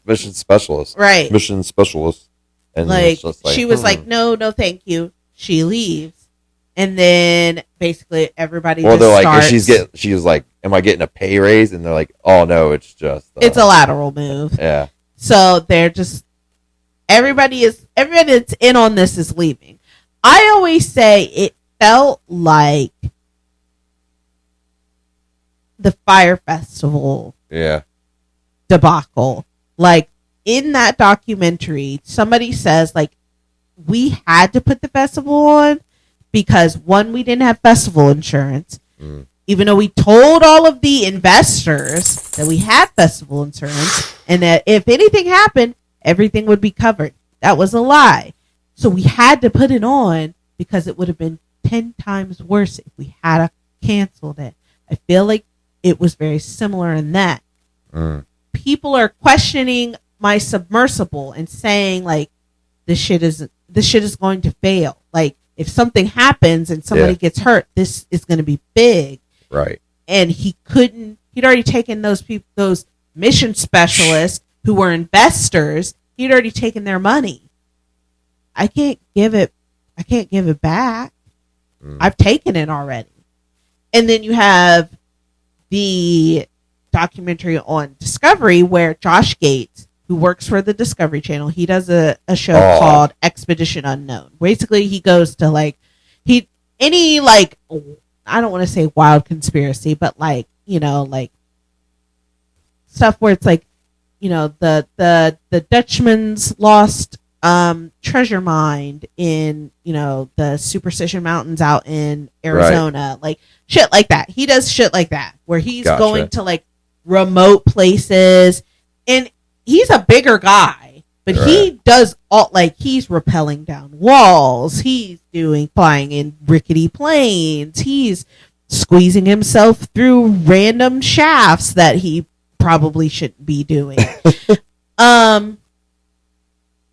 He is commissioned by his bosses at Discovery to do this documentary style Expedition Unknown on Ocean Gate. He gets there. He basically says, from the moment I got in the sub, nothing worked. He was like, we were just doing a little test dive. Nothing worked.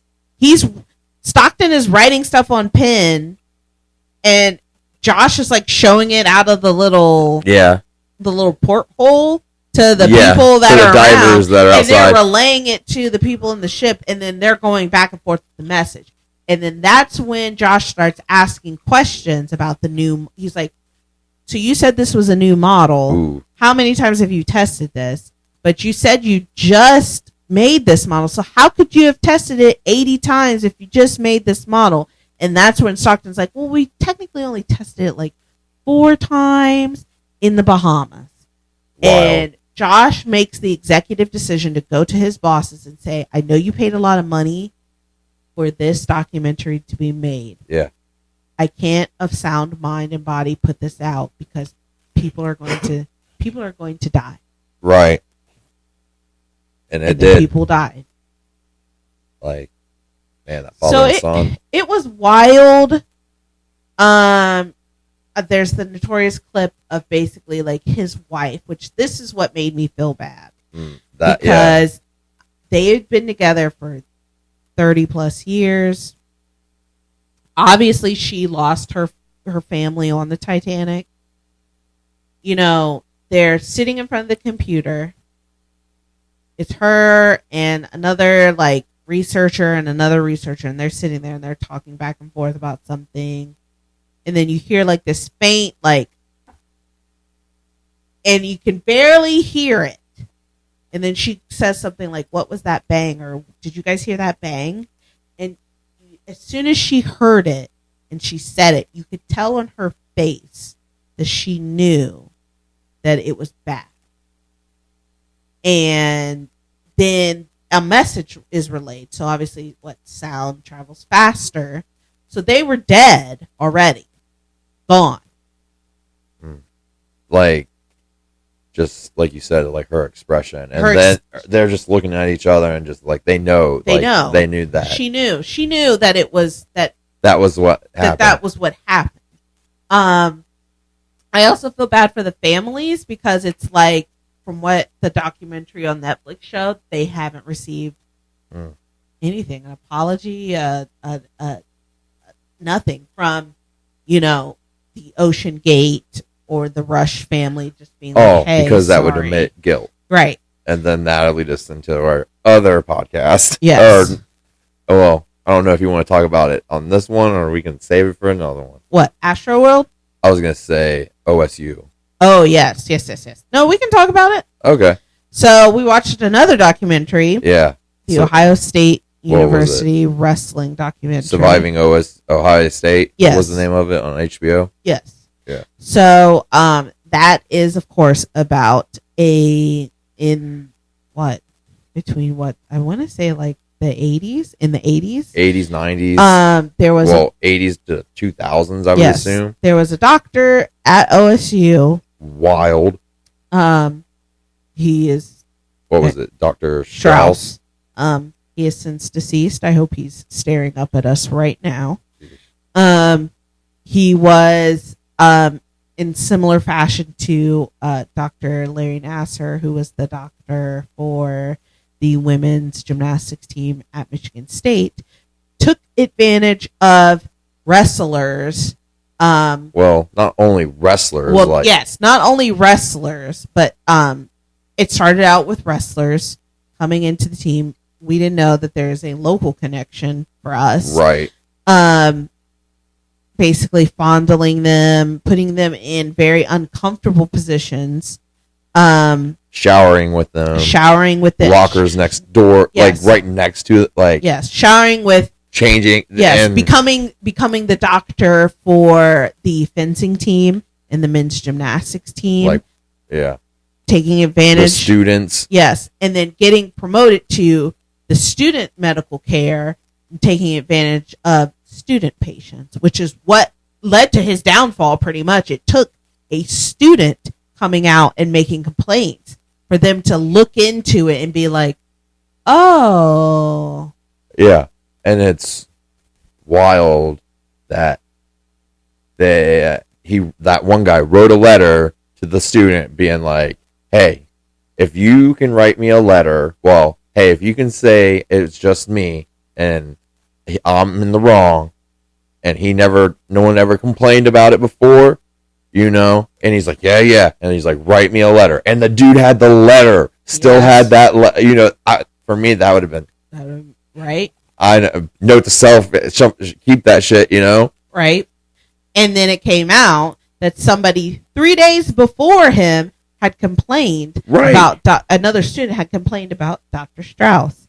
It took now for the fencing team. Their coach was a woman. She was the first one to start calling him out for it. Yes. And then they had to have like there was somebody that was with him and had to be like men like was what or something. Yes. And then she basically asked for him not to be the doctor, the medical doctor for the fencing team, Mm-hmm. and they took the fencing team off of his rotation. It took a woman to be like, hey. And then you have Jim Jordan. Yeah, because it's funny because in my mind it's like obviously these male fencers are going to her and telling her this stuff, and she's probably like, that's weird. Yes. And these like Jim Jordan and Russ are probably like, whatever, man, what's the big deal? He's a doctor, of course he's gonna grab your, and check and make sure you don't got any like hernia or whatever. The thing was, and this is what people kept saying in the documentary, like guys would go in there and it would be like their shoulder or their hand or their foot. Yeah. And it would be, well, I need you to drop your pants so I can take a look. You're a thoroughbred, and we need to make sure everything's all right. I'm coming in here for my foot. I'm coming in here, and how the female coach for the fencing team found out was her daughter was dating a fencer, and he got his ear nicked, and she was like, well, go see the doctor and see if he'll stitch you up if you need stitches. And didn't even look at his ear. Why am I dropping my pants if my ear is bleeding? And that's where she was like, whoa, that's weird. Yeah, that's not normal. That's not standard procedure for like stitches on the ear. You have kids getting basically like not being able to compartmentalize their trauma, and then manifesting that trauma in their sports performance and getting kicked off the team. Because they talked about the hockey player. Yes. Like, and then you have Jim Jordan, who was an assistant coach for the wrestling team during that tenure, coming Representative Jim Jordan coming of out Ohio. basically saying like, I never saw anything. I never da. They're almost like they're making that shit up because I never saw anything. Yeah, like this kicker. You had a ref, a regular schmegular, wrestling referee, had refed. He was in the locker room. He's getting ready to, take a quick shower and leave. Dr. Strauss comes in. He knows Dr. Strauss. Hey, Dr. Strauss, They're talking. Oh, asking him inappropriate questions. He's getting undressed, and he's like, why is he taking a shower? And he's like, oh, well, I have something to do after this. I just wanted to freshen up. He's like, fine, no big deal. He's like, I get in the shower. The shower is empty. Strauss could have picked any other shower. He picks the one right next to me. Decides he wants to pleasure himself right next to me. Wild. Reaches out and touches me while it's going on. And this man, he's now an older man. He's getting visibly upset. And then he goes back to his locker. Strauss comes out and he's like, what the fuck is wrong with you? And he's like, you shouldn't be ashamed. You have a beautiful body. Right. Da, da, da, da.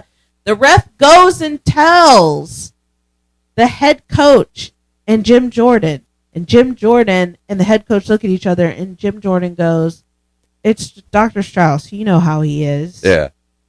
Like, no. So you didn't know anything? You had no idea. Because it's like you didn't want to know because you just put Ohio State winning wrestling, it's over all of that. And that is why Sandusky'd it. A lot of people say it. That is why it was buried and why people protected it so much. It's because at that time, Ohio State was doing so well in sports that they couldn't afford to have this controversy. Mm-hmm. So then by the time, Strauss is kind of in this, position of power in, doing the student medical center, this, that, and the third, it basically is like, and then of course you have the stigma of, oh well, if you're a man, you're not allowed, that shouldn't have been allowed. You're a wrestler, you just let him.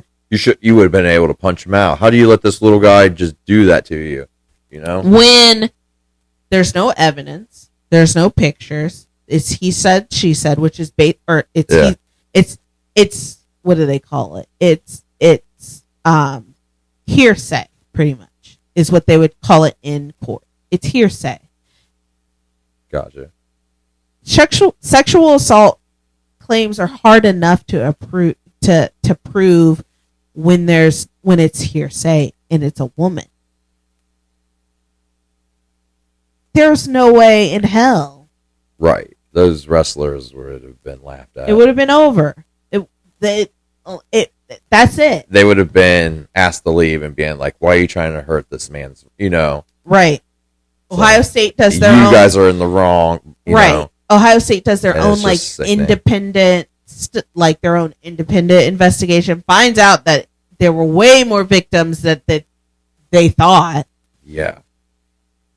But still to this day, there hasn't been any justice because basically they wanted to settle. Ohio State wanted to settle. Yeah. But they didn't want to pay them. They wanted to give them. I mean, if you think about the women who were the victims of Dr. Larry Nassar, I think they got maybe like 1.5 million. 1.5, 1.2, somewhere in something like that. But they want to give males. Yes. $200K, like $250,000. Yeah. And they were that's like it's a slap in the fucking face. Right. Like, just because you're a male, like, sexual assault is sexual assault. Like, right. Male, female, And I don't think people understand. The thing about it is when you're in sports, in a position of power, you're the athlete, your only thought is like, this is my livelihood right now. This could get me to the next level. The hockey player, he was thinking like, I'm gonna go. I played very well. I'm gonna go to Ohio State. That's going to project me and propel me into the NHL. So now, if I say some shit, there goes all of that. I'm not going to the NHL. I'm not going to be a professional hockey player. That's what people don't understand about positions of power. I'm a doctor. I can say whether or not you get to wrestle or not. Right. And if I say no, do you really think they're going to question me? Do you want to be here or do you want to have your scholarship pulled? Right. You want to be a failure and go back home and tell your parents that you couldn't hack it over a simple physical, Right. And that's how they paint it, Like, of course we got to do these, Right. Like, if you're not a medical professional. Yeah. How do you know? You don't know what you're doing. And then they talk down to you. They, use big words, this, that, confuse you. Smoke and mirrors, the fucking bullshit, and that's what makes me sick dealing with like the Ohio, like I said, Marion doctors, because it's like that, because it's like that shit, So, and then it's like, oh, I'm in the wrong. They having you believe I fucked up. I'm the fucking dumbass, and then it's a fucking predator, fucking, touching males, touching ages from, I mean, back then it was I would say it's probably rarer back then for there to be like adults going to college, but and nevertheless, playing a sport, you're usually between probably 17 and maybe like 23, 24, somewhere in between there. Like, these are kids. They're not medical professionals, so they don't know. They just know, like, I know this isn't right. I don't know, like, why I'm in here for my hand or I'm in here for my foot. Why am I dropping my pants so you can look at my genitals? What does that have to do with my broken foot? Right. Like, and then the spiel of, well, this is da da da da, and then they convince you. Yes. They throw so much stuff, and you're like, I just want to get the fuck out of here. I just want you to look over. Yeah, I just want you to look at my shoulder, and if I have to go through this, so you can whatever. This is the pre, you know what I mean? Right. And then it's like, man, so what kind of steps we can take to prevent stuff like this, you know? Right. So then we watched the Astro World documentary. So Astro World was a festival put on and produced by Live Nation and Travis Scott. Travis Scott, who is from Houston. Astro World, which was originally an amusement park under Six Flags, obviously. It was closed. So Travis he has an album named Astro World, and then he named his festival Astro World. It went on for 2 years, and then obviously COVID happened, so nothing happened in COVID. 2021, he decides to bring it back. I remember being on Twitter at this time when Astro World shit happened and people died from a crush. It was a very eye-opening documentary. As somebody who's been to a lot of concerts and been in the crowd and been, had people crowd surf, been packed in tight, I could totally see how things went off the rails quickly. For one, so the festival itself is held in basically like a back parking lot of NRG Stadium, which is where the Texans play.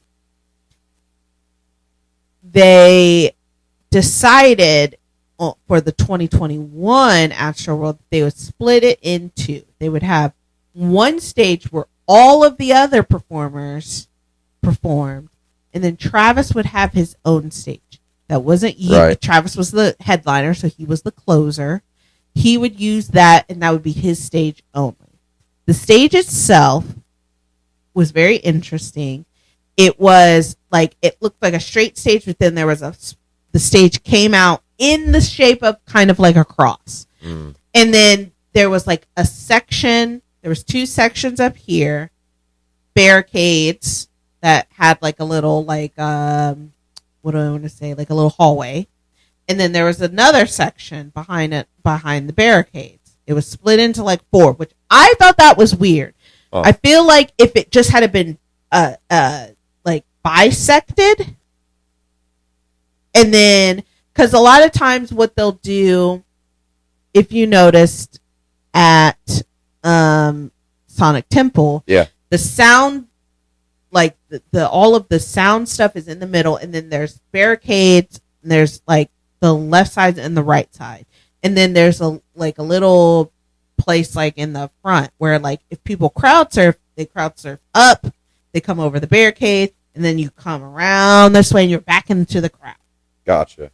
So I don't know if that was the thought, but when I think about it, if they had just had 2 big spaces and then had it like this, like around where people, if they did crowd surf, they could have just come back around like this, it would have been fine. Probably, possibly. The issue is, one, they oversold the festival. The festival grounds that they used could only hold 35,000 people. They sold upwards to 50 to 60,000 tickets. So it was oversold already. Travis causes his fan ragers. He likes them to be wild. He wants them to mosh. He wants them to crowd surf. He wants them to jump over the barricades to try to get on the stage. He loves them to do stuff like that. Gotcha. So he basically told them didn't they bum rush the yes, opening. There wasn't enough security. They bum rushed into the facility, through the gates, used bolt cutters to cut their way into the festival. So there was an unknown number of people who didn't even have tickets. So we've already oversold this. Plus the capacity we're way over capacity with people that probably didn't have tickets and bum rushed their way into the stadium. We're understaffed as far as security. and police. And now we have this stage where this area where people are going to basically be crushed because we don't have any overlapping performers. So everybody is done performing from the other stage and is coming over to Travis. Well, that is on the left side of the stage. So instead of me walking all the way around to the other side, I'm just going to come right here because it's easier. And that's where all the people ended up dying. It was like it was wild, interesting to see what they had to say and just how it all went down and what then like the communication and this and that. Because we found out with Live Nation, there's only 2 people that can stop. That can you think there would be more people that would have power to be like, yo, we're stopping this. Like, they couldn't find him. By the time they found him, that guy had told the sound engineer had been told there's at least 2 people dead for sure. There's a bunch of CPR going on. Also, not enough people certified in CPR, only 2 defibrillators on site. Wow. Yeah. Like the one lady was talking about how she was giving no idea how to do and was giving compressions. Yes. I've seen so many videos. There was one of the security guards that was in the documentary. He's like, I've never given CPR in my life. I'm not trained. I'm not certified. He was like, but I just was like, oh my God, I was panicking because I'm pulling people out. He was like, before Travis even started, when the countdown clock was going down, people were already like turning blue. Wow. There was another girl who was like, I was a lifeguard. I'm CPR certified, but I had only ever given CPR to a dummy, but I was just like, I can't, I'm not going to sit back here and let people die. When you're in those crowds, it's very like, it's a surge. It's like a wave. Like people come forward and people come back, and then you're jostled for position.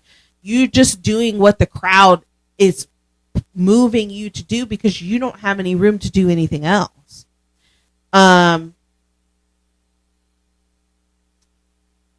I will say, I'm not going to say I don't absolve Travis of any blame.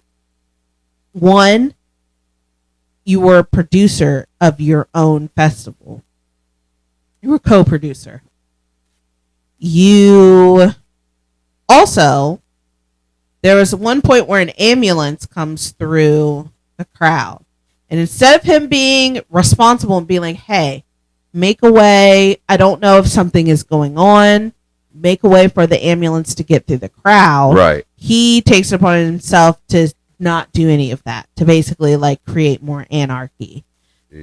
When he finally realizes that there is somebody in distress, it's on the opposite side from where everybody died.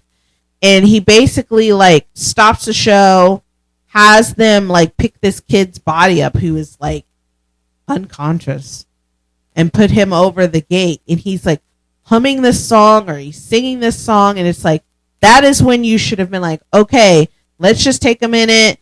Everybody calm down. No. Travis basically says, nobody told me anything. Nobody told me what was going on. All I was told was that you're going to bring out Drake and then we're going to stop the show. But Houston had just extended the curfew for people. So. Wow. This, I guess the tanker on I-270 turned on northeast Columbus. Oh, really? Yeah. Causing a large fire. Like over 8,000 gallons of gasoline. Yikes. Oh, I see it right here. Yeah. Tanker truck overturned on I-270 north of State Route 161, causing large fire. All lanes shut down. Yikes. Well, I hope everybody is okay. Yeah. Lord. I wonder if we'll see us, the smoke or whatever. I don't know. Like, come down this, with the... Right. Oh. But anyway, so we find out nobody's held criminally liable for Astro World. They did settle civilly, which is fine. I don't know how much money those people got, but I hope they got a shit ton, because it also came out that Live Nation knew that they had oversold it, that they were above cap, that they didn't have enough resources. They knew that shit could be bad, and they did nothing about it. Wild. It's wild because there are people like pushing up old videos or coming out and speaking. The sentiment currently is like everybody feels like there were more than 10 people that died. I mean, I feel that way because I feel like there were a lot of people that fell. That's the thing. Like when you're in those type of a crowds where it's like packed, you cannot fall down, because as soon as you fall, now you're going to get trampled. Right. You had, they interviewed the kid. I remember seeing the video of him getting up on the platform where they were filming and yelling at the the guy with the camera, like, tell them to stop. Yeah. Like, tell them to stop. People are dying. People are dying. People are dying. And it was disheartening to see, like, people around them, like, don't, like getting mad at him for being like, tell them to stop. Like, people are dying. Jeez. I know the youngest victim, he was like 9.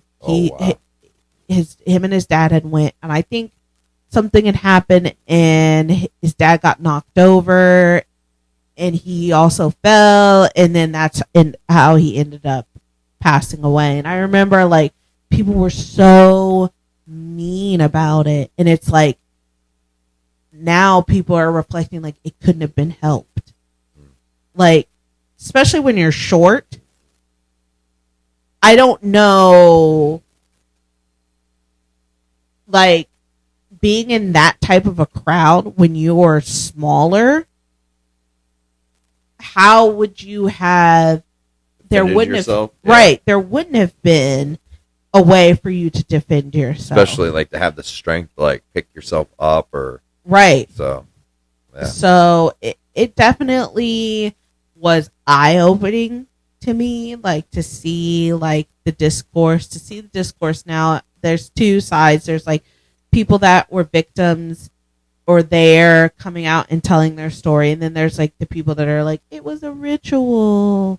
It was a sacrificial. It was an energy ritual. And I'm like, I was, like, in the steam room or in the locker room, like, in the sauna. Yeah. And they were talking, like, a dude was talking about that, like, oh, it was satanic. One of those, like super Christian and Halloween's for the devil people. Yeah. Yeah. Like, he was like, oh, it's a satanic and he's Illuminati and blah, I'm blah, not blah. being mean. I'm like, man, some of these people were dumb around here about shit. Like, obviously everybody's like, oh, his stage was an upside down cross. Well, to us, to the audience, it's upside down. To Travis, it's right side up. Also, for everybody that doesn't know, the upside down cross isn't necessarily a satanic thing. The upside down cross is Peter's cross.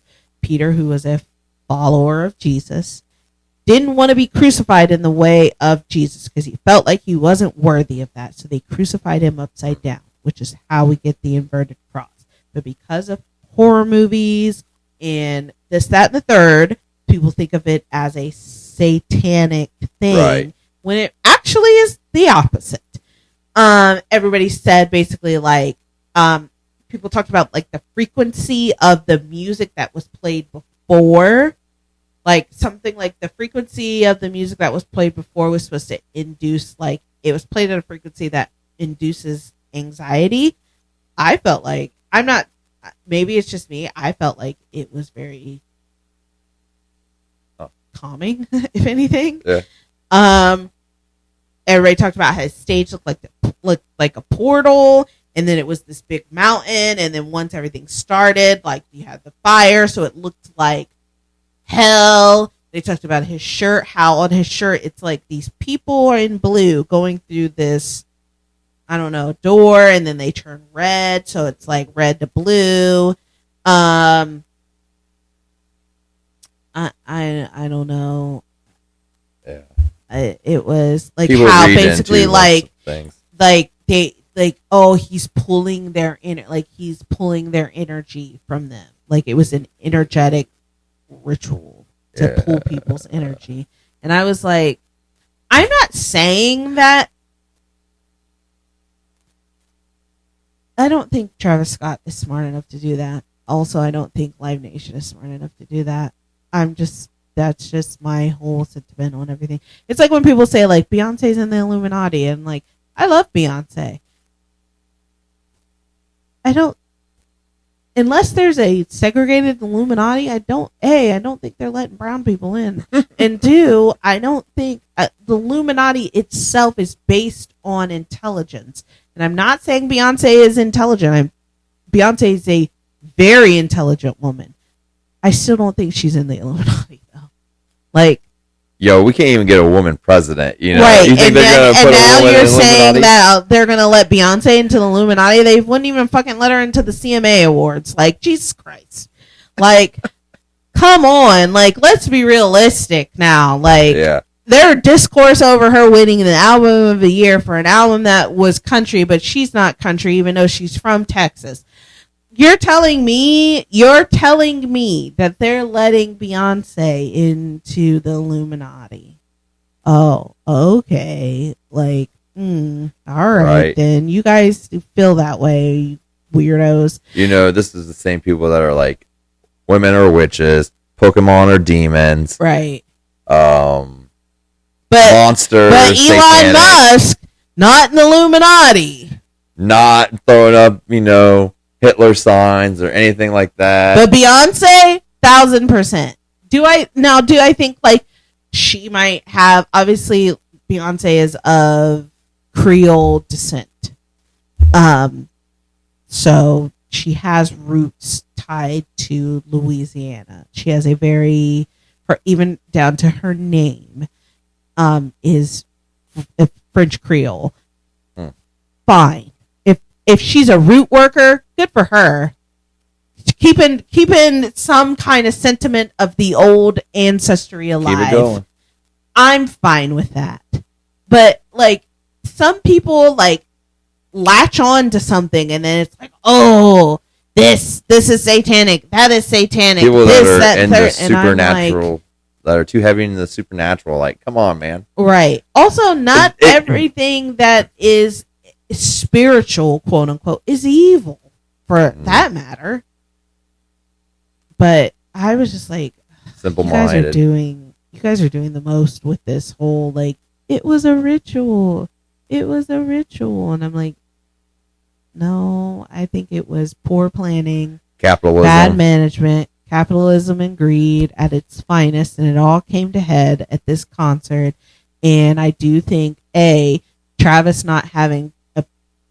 being under the umbrella of the Kardashian Jenners didn't make it any better for himself. He probably should have came out with you're from Houston. These are your people. You should have came out with a better statement and a better sentiment for all of this instead of whatever you came out with. You should have done more. And I know even if he had done more, it wouldn't have been enough to bring those people back or make people feel comfort. But at least if he had put himself out there more to say, like, I fucked up, you know, I know, even if, you know, everybody's blaming, you know, Live Nation and blah, blah, blah. This is where I'm from. This is my hometown. I did this because, he even said, I did this because I was a huge fan of Astroworld as a little kid. And when they closed it, it really like hurt my feelings because I had a lot of memories there as a kid. You know, I would say it would be the same as like if something happened to Cedar Point and they closed Cedar Point down. Right. Like, we all have gone to Cedar Point. It's something special to us here in Ohio. Yes, it's special to everybody that's been, but it's ours. Right. It's our theme park. Yes. Like, I get it. Like, I get Like, why you yeah. did it, but like when shit went left, you should have come out stronger and been like, "Hey, I'm here to make things right. Things are fucked up." If you had to show up to all the funeral services, I think he might have paid for some of the funeral services, if not all of them. I don't know, but he could have made it look better for himself. Yeah. Because it was his event and it's his Yeah. name on the line. And obviously, Live Nation is an entity. They'll throw you under the bus as quickly as possible. And change the name. Right. So. Express Live, right? Yep.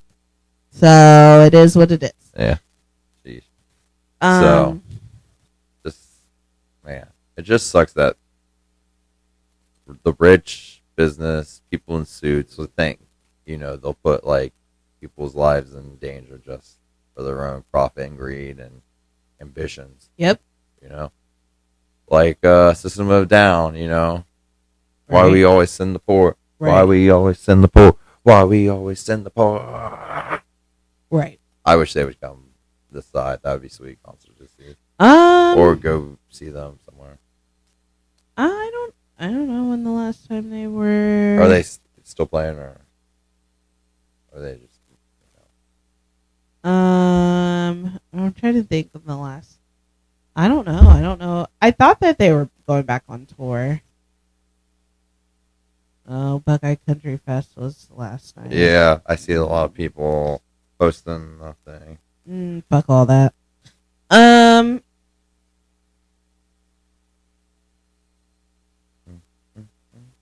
But anywho, though, I think that concludes this episode, right? Yep. You got anything else? Oh yeah, they got some tour dates. Holy crap, they're in Chicago. Really? Yeah. When?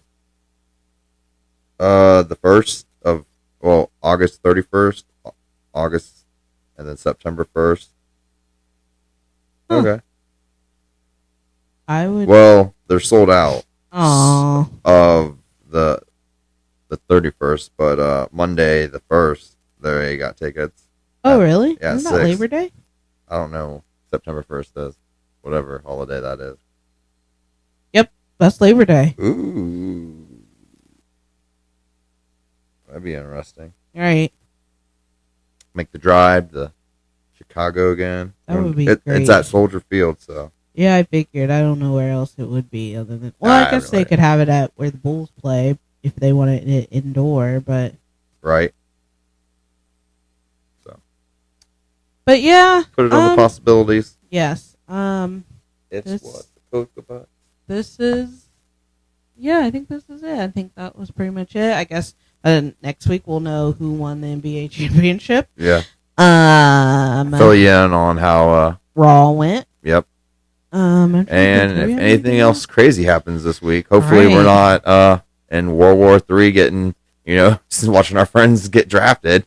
Right. I mean, I feel like they're not going to take any. Hopefully, they're not going to take anybody. I mean, like the 20-year-olds we know, and right. I don't know of any 20-year-olds to be honest, but I mean, listen. I hope for my friends that have, yeah.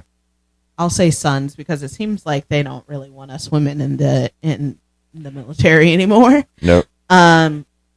Makes too much sense. Yeah. Too much common sense, I hope that, things are good. Also, shout out to all of the immigrants. Please be safe out there. Please, everybody, be safe. Be vigilant. Be an ally. If you see something or you sense trouble or whatever, please let somebody know. Please be vigilant, for, all of our, Latino brothers and sisters and things of that nature. I know, there's big discourse whether, whether black people should be involved in this, and B, should you really be telling people to, be vigilant and things like that. I personally wholeheartedly believe you should be vigilant and things like that. You should be letting, people know as both, obviously I can be undercover because I'm brown. but I feel like it is a time in our country where the rhetoric is basically in this sense of uneasiness is being pushed in the direction, and the rhetoric is that it's all one people's fault. And when, if you're smart, you'll know, and I know being smart and critical thinking is also being attacked at this point in time. But like I said, if you're an ally, please be vigilant for everybody. Please look out for everybody. If you are out protesting or things like that and shit gets wild, if somebody falls down, pick them up. Make sure you're, in the words, in the diction as it's supposed to be used, stay woke. Because you're supposed to be vigilant. You're supposed to look after each other. You're supposed to make sure everybody is okay. And that's what that means. That's what woke means, everybody. Head on a swivel. Yes. Woke isn't, oh, they replaced my favorite cartoon mermaid that isn't a real thing with a brown skinned girl. That's not woke. Woke is it's what is to be said to people when you want to make sure they're looking out for each other. The first time I ever heard somebody say stay woke, my grandparents were getting ready to go to the South, and we were going with them, and we were visiting some of their friends here around town. And before we left, they said, make sure you stay woke and make sure you stay vigilant. And I remember asking my grandparents what that meant, and my grandma saying it's an old sentiment because although things have changed, things are still the same. Right. Things are different down south than they are up here. So you have to stay vigilant. You have to be aware of your surroundings. You have to be aware that you're different down there than you are up here. And that is what staying woke means. So when you're out protesting or doing whatever, or if you're out somewhere and people are harassing people, hey, don't stand for that, because you wouldn't want somebody coming up and getting in your face for no reason, calling you names, saying whatever, this, that, the third. It definitely is a scary time right now. Yeah. But I was going to say it, the hypocriticalness of, you see one group going out fucking protesting, right, saying they won't replace us with their little fucking tiki torch from the backyard. Yep. And then you got people saying, fighting for like human rights, genocide. Yes. Yes. Equality. So, and you got fucking the Marines, National Guard. So right, everybody's ready to call in the Marines and the National Guard when it's a certain group of people protesting, but when it's another group of people that wants to make it like a white nation, right? It's cool. It's cool, bro. It's cool. It's no big deal. It's fine. Like, yeah, it's sad because you don't know, because they hide and they will like have token friends. Yes. And they'll say, and that person will probably think, oh, he's a good guy, he's an ally.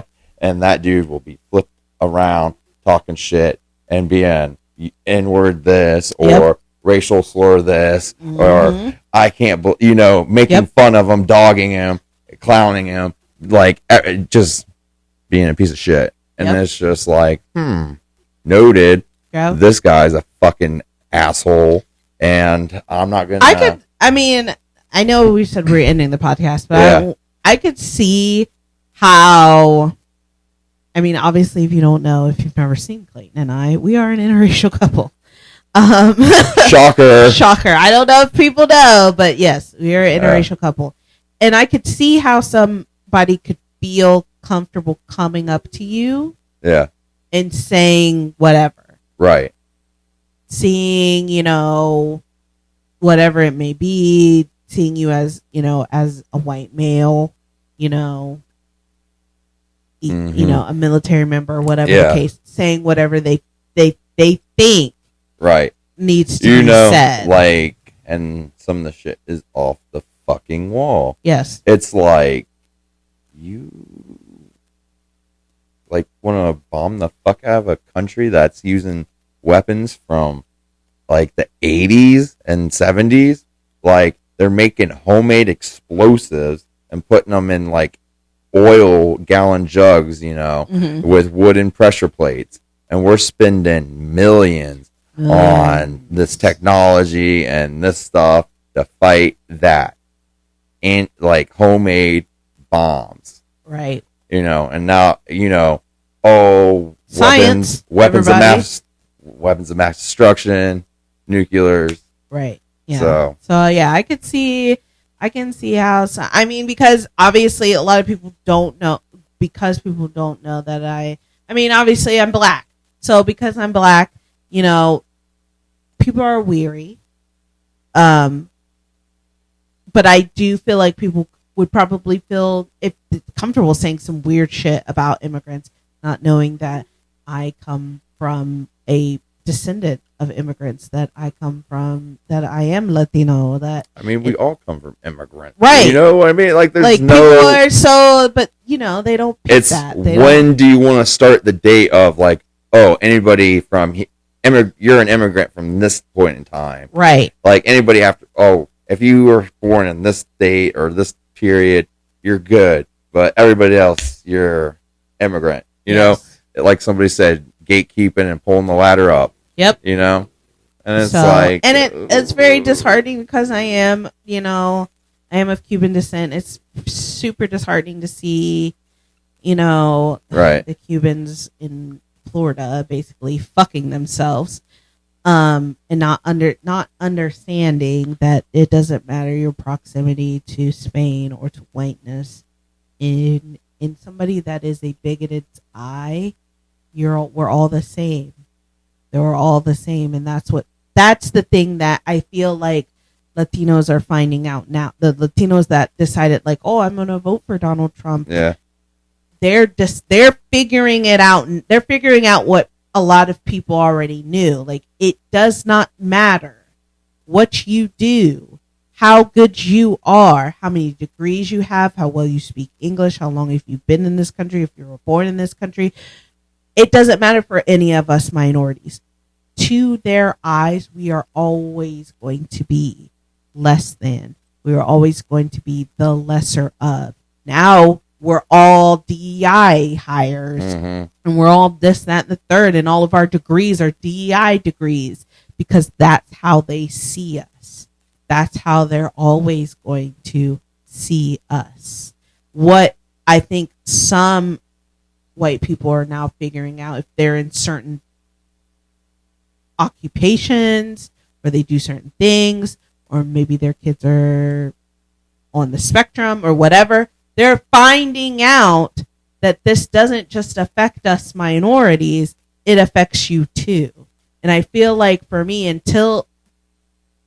my observation is always, until it's at your front door, right, nobody thinks anything of it.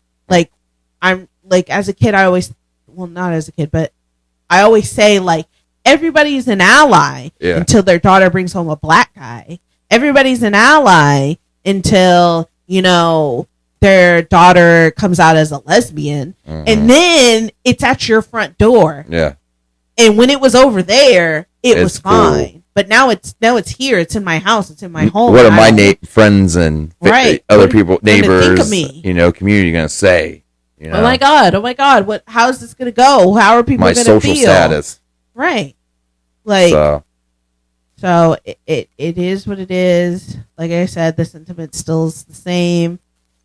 And it's like people think racism's dead, and it's just hidden better. Right? Racism is never going to die. It's never going to die. It just takes on different rhetoric.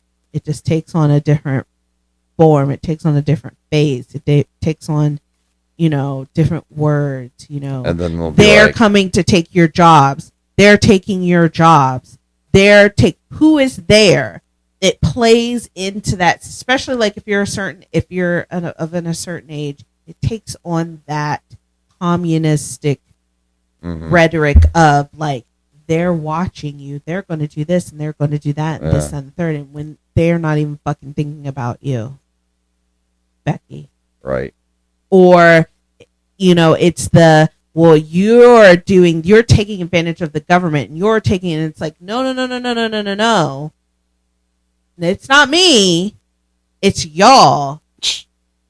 And that's why people get so upset when they're like, oh, well, to get food stamps, you should have to, or to get government assistance, you should have to jump through all of these hoops. Yeah. You shouldn't be able to do this, that, the third. You shouldn't be able to blah, blah, blah, blah, blah. Like when it came out that they were like, oh, the whole child support thing.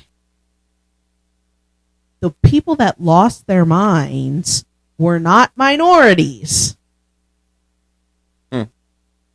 So it is what it is. Sorry to be so, not even sorry.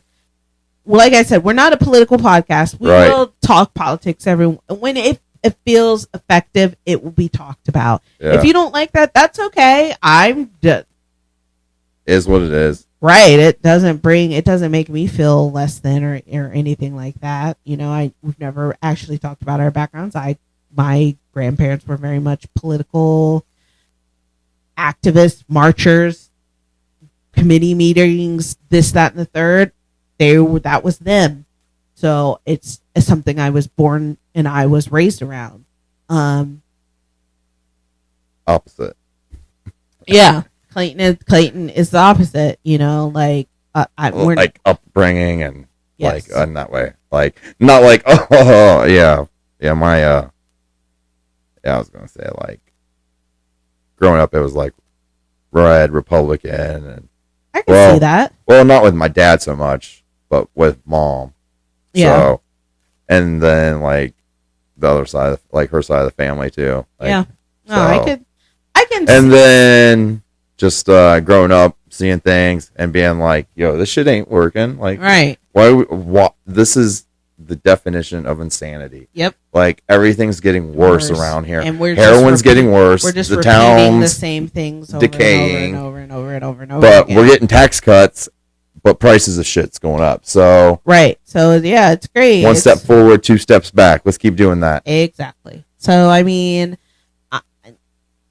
so it kind of, you know, it can be a product of your environment, but you can change your environment. And that's, you know, something like I feel like Clayton and I always speak on is like yes, you are a product of your environment, but you can change that. You can take being the product, you can take your own future in your hands and say, I don't want to do this. I don't want to be like this. I don't want to sound like this.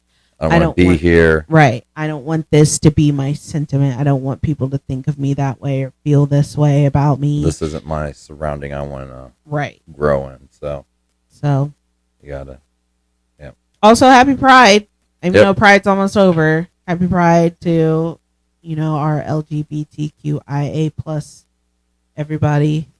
All the alphabet letters. I don't know. But hey, seeing the marching and all that, and you know, happy Pride. Yep, happy Pride. All the veterans out there that are, you know, Pride members and whatever, you know, because people don't think about that shit. Yes, all the veterans, all the active duty ones that are, you know, don't ask, don't tell, and are keeping that shit hush hush until they get however far along in the military they need to get, or they can get out and get all the shit that they. You know, or if they're just in, you know, getting, you know, for the GI Bill so that they can go to school and get a degree, you know, kudos to you because just trying to better your life, you know, through military service. Yep. So, but thanks for joining us on this episode of the podcast. This is Corner of Bexley. You can catch us on Amazon, Apple, Spotify. Yep. And iHeartRadio. Yep. Yes. Check us out on our Corner of Bexley podcast, or Corner of Bexley on TikTok and Instagram. Yep. Everybody have a good week. Enjoy yourself. Be safe. Stay motivated.